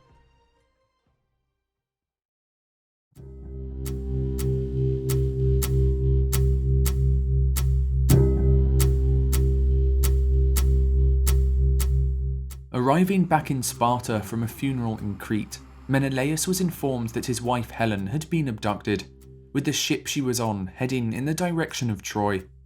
Enraged, he would raise his armies to attack the Trojans, calling upon all of Helen's suitors to honour their oaths and join him in the conflict. Men of their words, they would answer his call, and soon the greatest warriors from across Greece were assembling to return Helen home to Sparta. The first to join Menelaus would be his brother Agamemnon. The most powerful Greek king, Agamemnon would rule over Mycenae, an ally of Sparta, with his kingdom having the most wealth and largest army. And so, when the time came for war, it would be Agamemnon who would command Greece's mighty fleet. Next to join would be the Suitors of Helen, who had pledged their allegiance to defend Menelaus, with the kings Nestor, Diomedes and Odysseus, the wisest of the Greeks, all honouring their word. Joining these powerful kings would be the best warriors Greece had to offer, with Achilles, Patroclus, as well as Ajax the Greater and Ajax the Lesser, all answering the call. The Prince of Phthia, Achilles was the greatest warrior to have ever lived, with his support ensuring victory in any conflict. Achilles was invulnerable to attacks, and without his assistance, the conquest of Troy was unthinkable. After his birth, his mother, the water goddess Thetis, would take Achilles to the Underworld, submerging him into the river Styx, whose waters granted immortality. But as she had held him by the foot, the water would not cover his heel, which would remain the only vulnerable part of his body. Lusting for war, Achilles would join the greatest warriors of his age, with his lifelong friend Patroclus accompanying him on the journey. With the greatest fighters from across Greece now assembled, Agamemnon would command a mighty fleet of hundreds of ships. But as they set sail for Troy, they would find themselves unable to move, with the waters having calmed and the ocean's winds having ceased. For Agamemnon, having killed a sacred deer, had offended the goddess Artemis, who had stolen the winds so he could not set sail.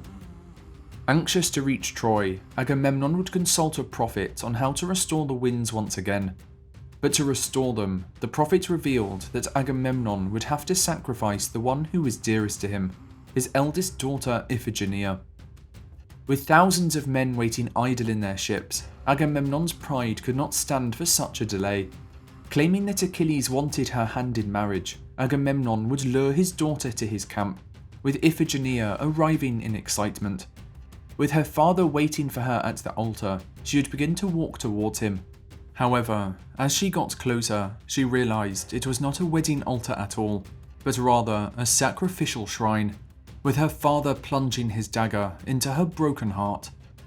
With his daughter now laying dead at his feet, Agamemnon had appeased Artemis, who had released the winds from her grasp. Now setting sail, it would not be long until they reached their enemy's mighty city, but awaiting them would be the greatest army Troy had to offer. The son of Aphrodite and cousin to the royal family, Aeneas, would join the fight to protect his homeland. But Troy would not fight alone, with Priam calling upon his allies, the Lycians and the Amazons, who would come to his aid. Lycia would be led by Sarpedon, the son of Zeus and grandson of Bellerophon, as well as Glaucus, a legendary warrior who would lead the Lycian armies into battle. They would fight alongside the Amazons, fierce warrior women led by Penthesilea, a daughter of Ares, who could fight better than almost any man. But while both sides possessed the best warriors and leaders of their age, the gods too would be divided by the war. Still furious they had not been given the apple by Paris, Hera and Athena would choose to support the Greeks, while Aphrodite, having gifted Helen to the Trojans, would decide to give them her support. The patron of Troy, Apollo, would come to the defence of his city, with Poseidon, jealous that the Trojans worshipped Apollo and not him after they had both built the city's walls, would decide to join the Greeks. And finally, Ares, lured by the promise of battle and wanting to best his sister Athena, would join the side of the Trojans to cause as much bloodshed as possible.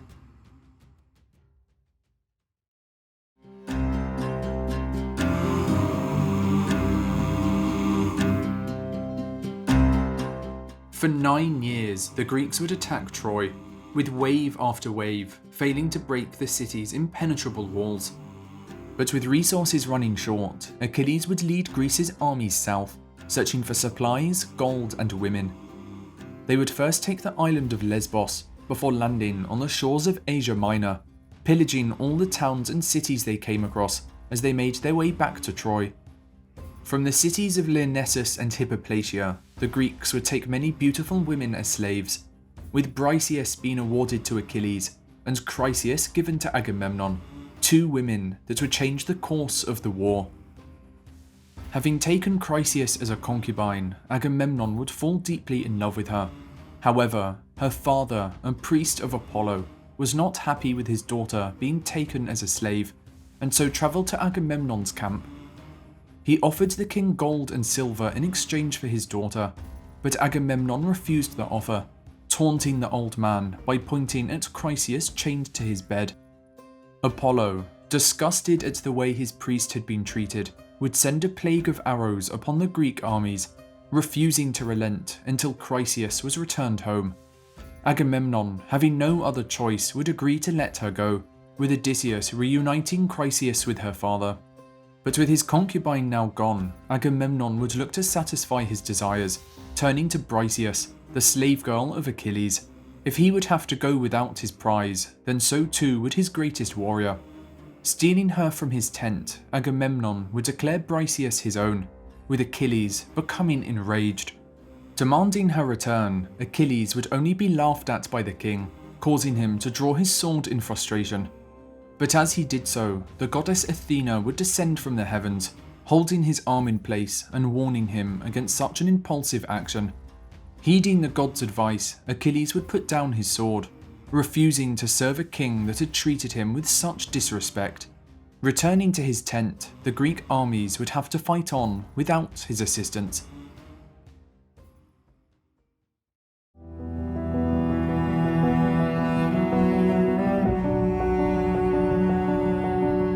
For a time, the Greeks would manage to fight on without Achilles, although the losses on both sides would begin to take their toll.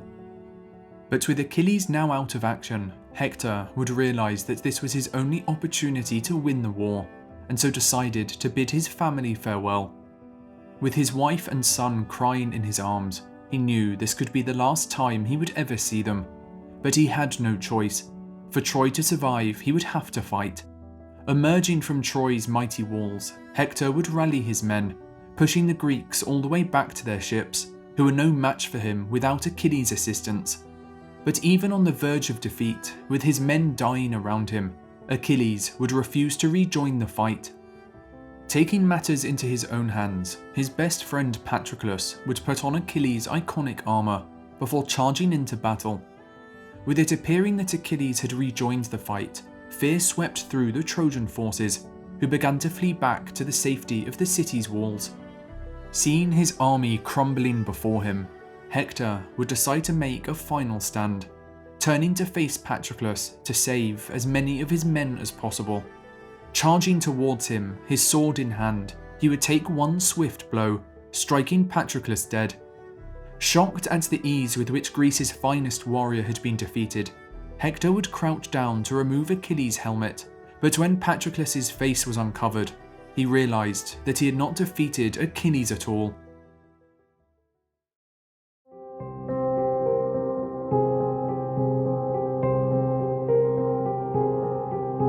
Seeing the death of Patroclus, the Greek armies would rush to claim his body, fighting off the Trojans as they went.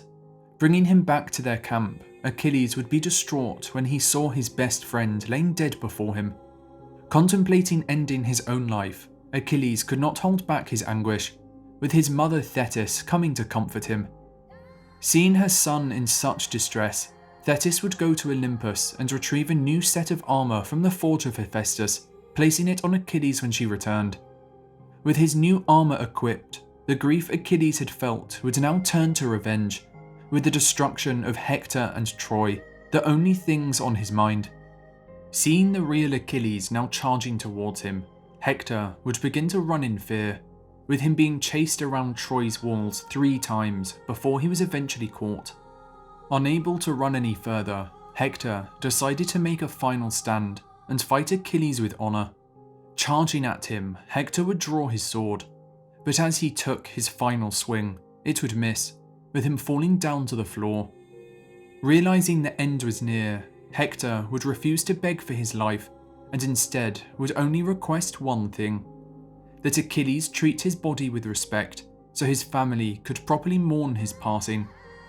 But still enraged at the death of Patroclus, Achilles would plunge his spear into Hector's neck, bringing a swift end to his life. Tying Hector's legs to the back of his chariot, Achilles would drag his corpse around the city, parading his body for all to see, while Hector's entire family watched from the walls above. It was a sight too much for Hector's father, King Priam, to bear. As nightfall came, Priam would approach Achilles in his camp, begging at his feet for his son's body to be returned. Moved by the king's words that reminded him of his own grief after the death of Patroclus, Achilles would give in and allow Priam to take Hector's body.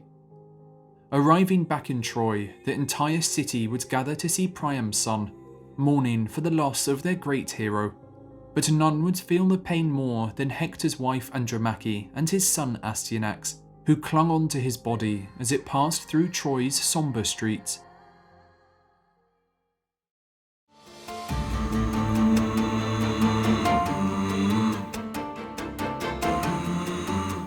With Hector now gone, all hope was lost within the city, and with Achilles closing in, it looked like the end was near. Slaughtering the Trojans one by one, he would make his way to the gates of Troy. But as he went to scale the city walls, he would feel a sharp and excruciating pain in his heel. For Paris, guided by the god Apollo, had shot Achilles with a poisoned arrow in the only mortal part of his body. Dropping to the floor and poison coursing through his veins, Achilles' skin would turn white as snow, with him taking his last and final breath. But Paris would not live long enough to enjoy his victory, for the Greeks, who had seen him shoot Achilles, would hunt him down and take their revenge. With their greatest heroes now gone, each side would fall into despair, especially the Greeks, who saw no way to penetrate Troy's great walls without the strength of Achilles. But there would be one Greek who did not give up hope, with Odysseus devising a cunning plan, a plan so genius that its story would echo throughout the ages. Constructing a giant wooden horse, Odysseus would hollow out the inside, making enough room for himself and a handful of Greece's best warriors to be hidden within. And so, when the next day dawned, the Trojans awoke to find a great horse outside their walls. Seeing the Greek camp dismantled and their ships sailing off into the horizon, a great cheer erupted throughout the city, celebrating that the war had finally come to an end. Mesmerized by its beauty and believing the horse to be a peace offering, the Trojans would decide to bring it within their walls. But there was one who was not fooled by the gift. Cassandra, claiming it was a trap, would urge the Trojans to burn the horse. But once again she was ignored, with the entire city laughing and ridiculing her. But that night, when all were asleep, Odysseus, Menelaus, Diomedes and Ajax would begin to pour out of the horse. Killing the guards, they would open Troy's gates from within, before signalling with fire for the rest of the Greek fleet to return. The Trojans would awake to their city ablaze, with the Greek warriors flooding through the streets, looting homes and slaughtering any remaining defenders.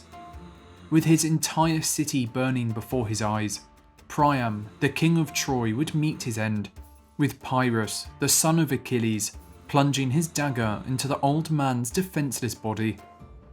Taking Astyanax from his mother's arms, he would throw the infant to its death from the city's walls, before taking his mother Andromache into slavery, where she would serve as his concubine.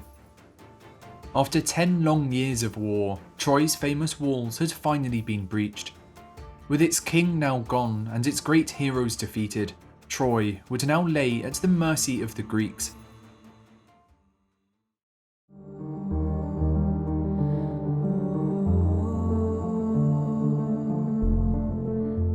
Fleeing from the streets of Troy, Cassandra would find refuge in the temple of Athena, watching in fear as her fellow citizens were slaughtered before her eyes. But unfortunately, the Greek warrior Ajax the Lesser had spotted Cassandra hiding, soon entering the temple himself and violating her in front of Athena's statue. Disgusted at the act performed in her sacred temple, as Ajax boarded his ship, Athena would strike it with a bolt of lightning, causing him to fall into the sea, where Poseidon would drag him to a watery grave. But for Cassandra, things would only get worse. With Ajax now gone, Agamemnon would claim her as his concubine, with a terrible fate soon awaiting them as they travelled to his home in Mycenae. Of the few Trojans to escape, the most significant would be Aeneas. Leading a small group of survivors out of the burning city, they would cross the Mediterranean, eventually landing on the shores of Italy. Beginning a new life, Aeneas and his followers would populate the land, with his descendants Romulus and Remus, founding a new city called Rome. Finally reunited with Helen, Menelaus would return home to Sparta, where the two would rule as king and queen once again. When their time came, they would pass on to the next world, where they would spend eternity on the Isle of the Blessed. Out of all the heroes to return from Troy, Agamemnon would face one of the worst fates of all, with his son Orestes suffering the terrible consequences of his father's actions. Returning home to Mycenae, Agamemnon would receive a hero's welcome as he entered the city, parading the wealth and women he had taken from Troy.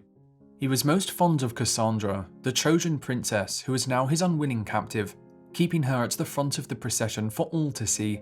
However, Agamemnon's wife Clytemnestra was not pleased with her husband lying with another woman, with her grabbing an axe and butchering Cassandra that evening in a jealous rage.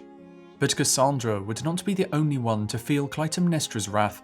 Having never forgiven Agamemnon for sacrificing their daughter Iphigenia to restore the winds, Clytemnestra would now take her revenge. Waiting until Agamemnon had fallen asleep, she would sneak into his bedchamber, plunging her dagger into his heart, with the king facing the same gruesome death he had inflicted upon their daughter. With her husband now dead, Clytemnestra would take the throne of Mycenae, but Agamemnon's murder would not be forgotten, for his son Orestes was keen to avenge the death of his father. Storming into the palace, Orestes would take his sword and thrust its blade into his mother's chest, with Clytemnestra taking her last and final breath. But as soon as he did so, Orestes would be overcome with a deep sense of regret. He had avenged his father, but in doing so had committed an unspeakable act, one that would live with him for the rest of his life. Looking up with tears in his eyes, Orestes would be shocked to see 3 terrifying creatures flying towards him. For the Furies, the three sisters of vengeance, had risen from the underworld to punish him for the murder of his mother, for it was their duty to haunt those who brought violence and death against their own family. Haunting Orestes for many years, they would drive him to the point of insanity, with it only being through the intervention of Athena that he would finally find peace once again. But there was one last hero who had not made it home from Troy, for Odysseus, the most cunning of the Greeks, would have to travel for 10 long years, where he would face the most terrifying creatures known to man. The Odyssey had just begun. Odysseus ruled over the Greek island of Ithaca, but had spent 10 long years fighting in Troy to retrieve the Spartan queen Helen. But with his mission now complete, Odysseus looked to travel back to his homeland, where his wife Penelope and his son Telemachus awaited. Gathering his fleet of ships on the Trojan shores, Odysseus would set sail, relieved to be finally returning home. Heading south, they would sail around the shores of Greece before heading north towards Ithaca. But as they neared home, a great storm erupted, blowing them off course and towards a large island where they hoped they could find refuge from the seas.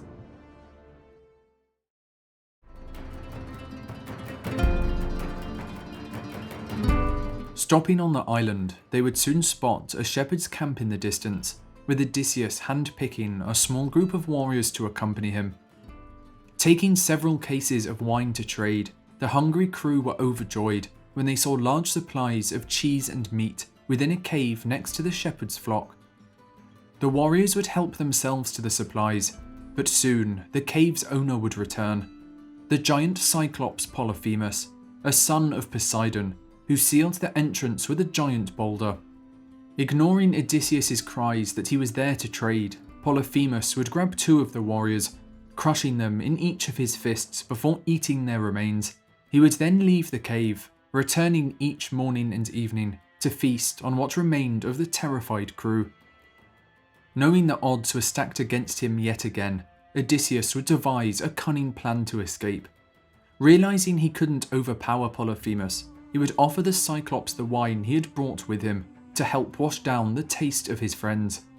With the Cyclops soon falling down drunk, he would ask for Odysseus' name so he could thank him for the gift.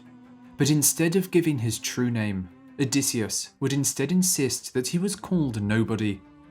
Thanking Nobody, Polyphemus would soon fall asleep, where Odysseus would begin to sharpen a wooden stake he had found in the cave. Approaching the sleeping giant, he would plunge the stake deep into his eye, blinding the Cyclops, but making sure not to kill him, as the boulder blocking the cave's entrance would still have to be moved. Polyphemus would scream out in agony, a scream so loud that Cyclopses from across the island would rush to the cave. Calling out to Polyphemus, they would ask, "What's wrong? Who's killing you?" But Polyphemus would shout back, "Nobody is killing me. Nobody." It was just as Odysseus had planned, with the Cyclopses soon leaving in confusion.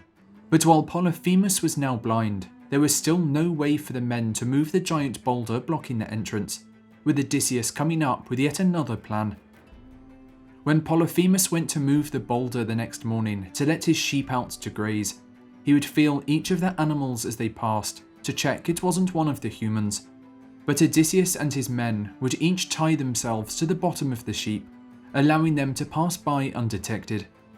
Reaching their ships, they would manage to escape the island, with Polyphemus hurling boulders in their direction as they sailed away. But Odysseus would make a costly mistake. Overcome by his achievement, he would reveal to the giant that his name was not Nobody, but instead Odysseus, the famous hero of the Trojan War. But unknown to Odysseus, this would allow Polyphemus to give the name of his attacker to his father Poseidon, the god of the sea, who in revenge for his son's blinding, would curse Odysseus to lose all his crew in his coming travels, and wander the seas for 10 long years before he could set foot on his homeland.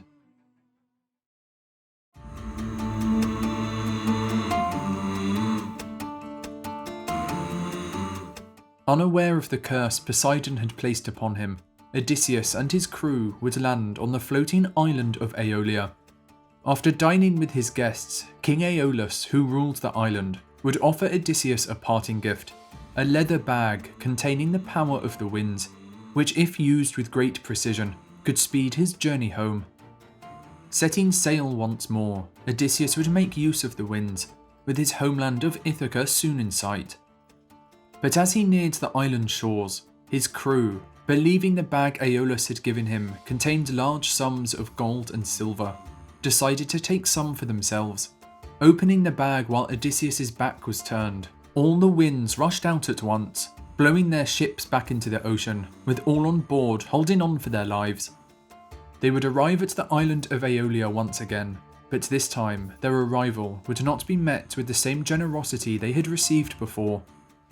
For King Aeolus, knowing that only a curse from the gods could have brought Odysseus back to his island, would refuse to aid him any further, expelling him from the palace to avoid the wrath of the gods.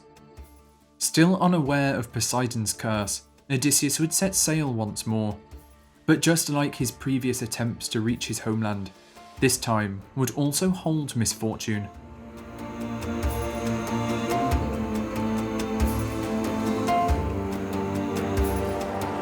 Arriving at the harbour of Laestrygonia, Odysseus would send 3 scouts to find food and the people of the town. But the scouts would soon realise they were not in a place of people at all, being chased by giants back to their ships.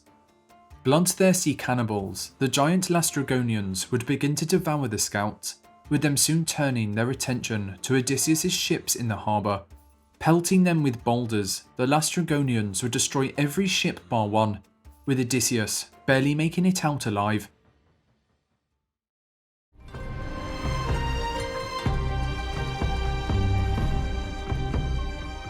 Tired and depleted, Odysseus' only remaining ship would soon arrive at the island of Aea, not knowing it was home to the beautiful witch Circe, daughter of the sun god Helios and sister of the infamous witch Medea. Splitting his men into 2 groups, Odysseus would stay by his ship and set up camp, while the others searched the island for food. They would soon arrive at the house of Circe, where docile wolves and lions quivered at her feet. Inviting the men to dine with her, she would serve them a large cup of barley, cheese and wine. But unknown to the men, there was one secret ingredient placed within. Having eaten the meal, the men would begin to fall asleep. But when they awoke, they were no longer in human form. Instead, they took the body of pigs. But one man, not having an appetite for food, had seen the events unfold, quickly running to Odysseus to tell him of the fate of his crew. Hearing the news, Odysseus immediately set off to rescue his men, but along the way he was stopped by the messenger god Hermes, who had come to aid him. Giving Odysseus Molly, a magic herb, Hermes would tell him to place it in Circe's potions so as not to feel the effects of her enchantment.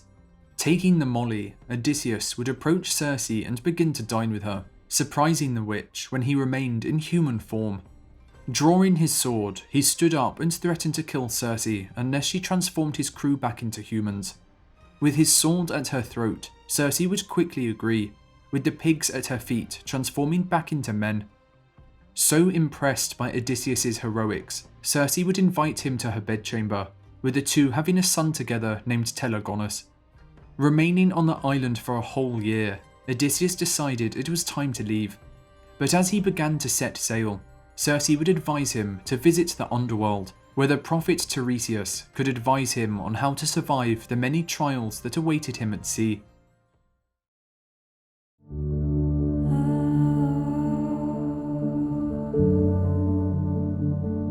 Following Circe's advice, Odysseus would travel west, to the edge of the world, where an entrance to the Underworld was located. Completing a ritual sacrifice at the entrance, Odysseus would summon up the spirits of the dead, where the blind prophet Tiresias would appear. He warned that Odysseus and his men would soon find themselves on the island of the sun god Helios, and that they should refrain from eating his cattle if they wanted to make it home alive. If, however, they harmed the cattle in any way, then death would follow. Thanking the prophet, Odysseus would leave in his ship, determined that when the time came, no man would touch the sun god's cattle.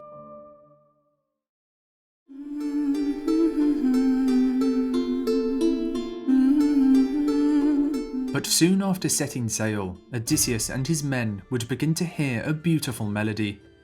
For just like Jason and the Argonauts had many years ago, his ship was passing the home of the Sirens, irresistible creatures that enticed sailors to their death with their bewitching songs. However, this time Odysseus had come prepared. Remembering the advice that Circe had given him, he would instruct the crew to plug their ears with beeswax so they could not be seduced by the Sirens' call. But Odysseus, wanting to be the first man to hear the song and survive, would not plug his ears with the wax, instead asking his crew to bind him to the ship's mast. And so, as the ship passed the Sirens' home, and their songs grew louder and louder, Odysseus would begin to struggle. Drawn to the sound with every fibre of his being, he would plead with his men to let him go, but no one would answer his call as the wax continued to block their ears. Eventually making it through safely, Odysseus would be set free, having been the first man to survive the Sirens' call. But unknown to him, the Sirens were fated to die if a mortal ever heard their enchanting songs and survived, with each of them taking their own life as his ship sailed into the horizon.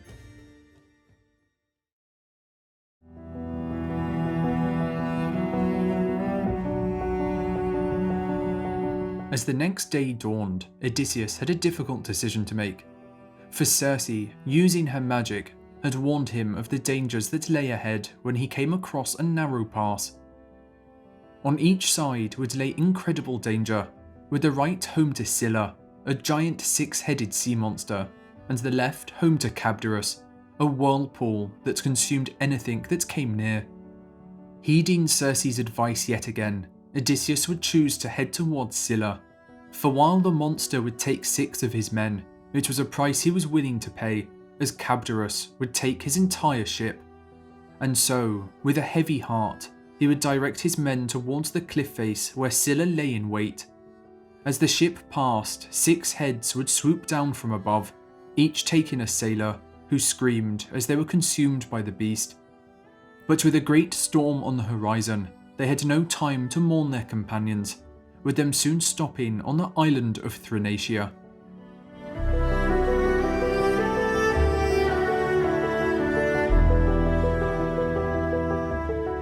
Thrinacia was home to the cattle of the sun god Helios, cattle that Odysseus had been warned not to consume by the prophet Tiresias in the Underworld. But despite Odysseus instructing his men not to touch the cattle, it would not be easy for them to follow his orders, as the storm had kept them stranded on the island for nearly a month. With their food supply all but gone, the crew, on the brink of starvation, would wait for Odysseus to fall asleep, killing all the cattle and roasting the meat to enjoy amongst themselves. When Odysseus awoke the next morning, he would fall to his knees in despair, shaking his head in disbelief at the foolishness of his crew. However, although the crew had ignored his orders, the storm had now calmed, with them setting off to sea once again. But their crime had not gone unnoticed, with the sun god Helios complaining to Zeus about the slaughter of his cattle. Furious, Zeus would strike Odysseus' ship with a great thunderbolt, tearing it in half with all the crew drowning bar one. For as fate predicted, Poseidon's curse had come to pass, with only Odysseus having survived the carnage, with him clinging on to the broken remains of his ship. For 9 days and nights he would drift across the vast ocean, but on the 10th day he would wash up on the island of the goddess Calypso.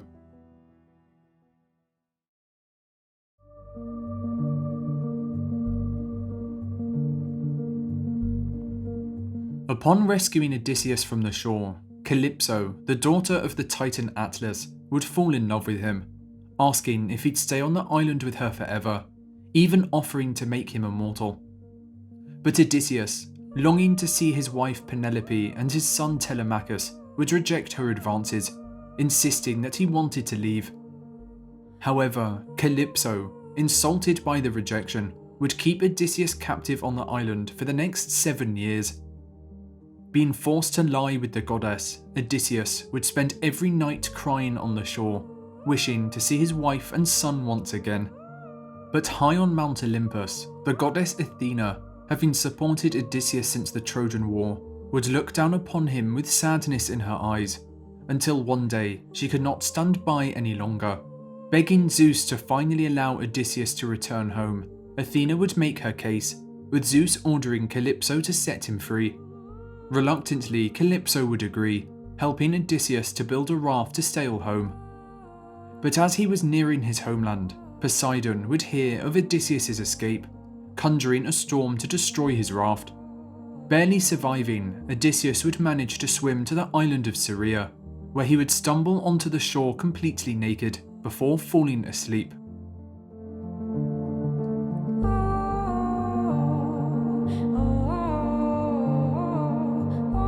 The island of Syria was home to the Phaeacians, ruled by King Alcinous and Queen Arete.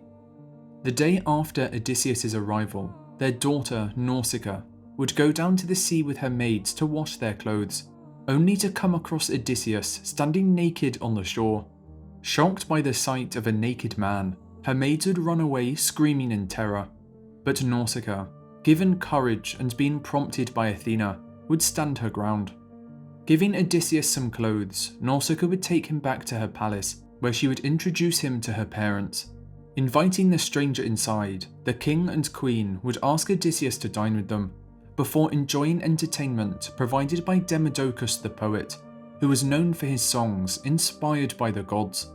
As the night unfolded, the king would ask Odysseus to reveal his name and story, but Odysseus, reluctant to give his name after it had led to Poseidon's curse, would try and avoid the question, instead talking of the great sights he had seen on his travels.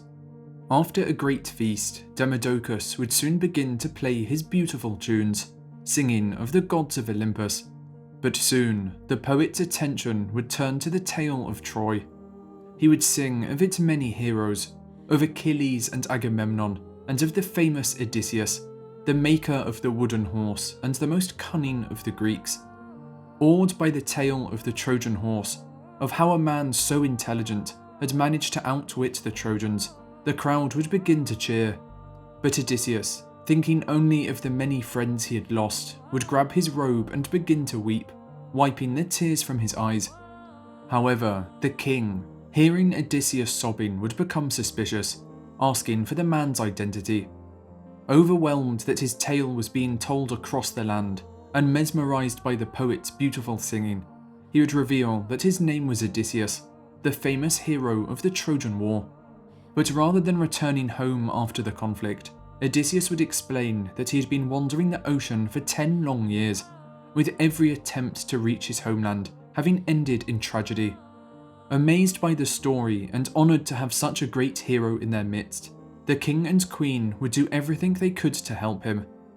The next morning, Odysseus would awake to find a ship in the harbour, loaded with gold and silver, and a crew ready to take him home. Setting sail, Odysseus would thank the king and queen, with his eyes now set firmly upon his homeland.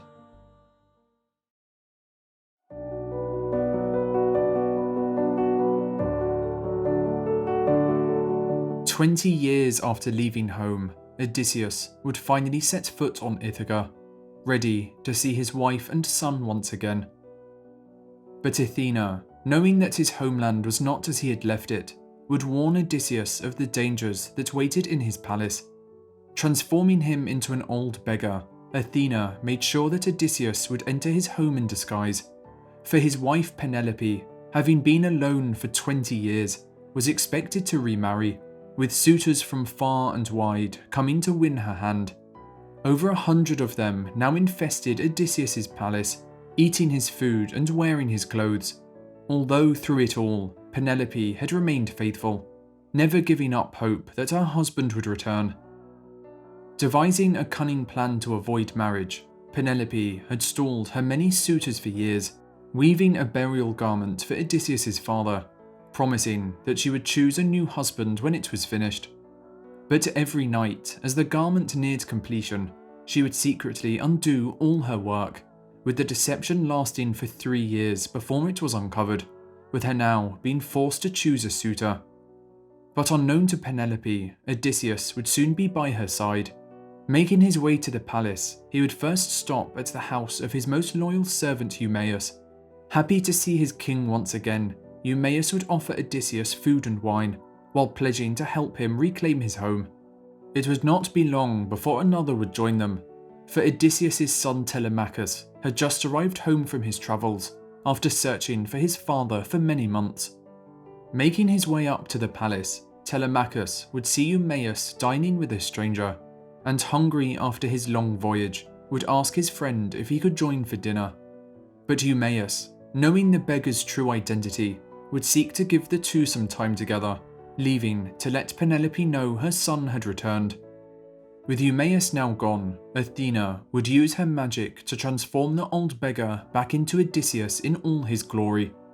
Telemachus could not believe his eyes and would begin to weep, having been reunited with his father after all this time.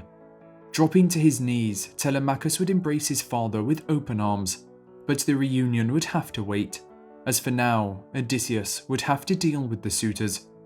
Disguising himself as a beggar once again, he would enter the palace, only to discover that Penelope had set up a competition to choose her next husband. She had declared that she would marry the man who could shoot an arrow through a row of 12 axe heads, with every suitor in the land having joined the competition. But there would be one condition, that each suitor must use Odysseus' great bow that had been left behind at the palace. It was another of Penelope's cunning tricks, as one after another, every suitor would take their turn, each unable to even string the bow. After every man had failed, Odysseus, still disguised as a beggar, would ask for an attempt, with the whole palace howling with laughter. But they would soon fall quiet, for Odysseus would string the bow with ease, taking aim and shooting an arrow that sailed through all 12 axes with perfect precision. But having seen the damage done to his home, Odysseus could not forgive the suitors. Turning the bow upon them, Odysseus would begin to fire, striking them down one by one. Panicked, the suitors would go to grab their weapons, but no matter how hard they looked, they could not be found, as Telemachus had hid their weapons while the competition was underway. With Eumaeus then joining Telemachus and Odysseus, they would begin to attack the suitors, not stopping until they had all been killed. With the bodies of the suitors now laying dead at his feet, Odysseus had completed his final task. The only thing left to do was to reunite with his wife, with his undying love for her being the only thing that had fueled his journey home. Recognizing her husband and overwhelmed with emotion, Penelope would embrace Odysseus, a moment she had spent 20 long and faithful years waiting for. Letting out a sigh of relief, Odysseus was finally at peace, but his wife would have one question for him, asking where he had been after all this time. With a smile on his face and tears in his eyes, he would reply with one simple line, "Where do I begin?"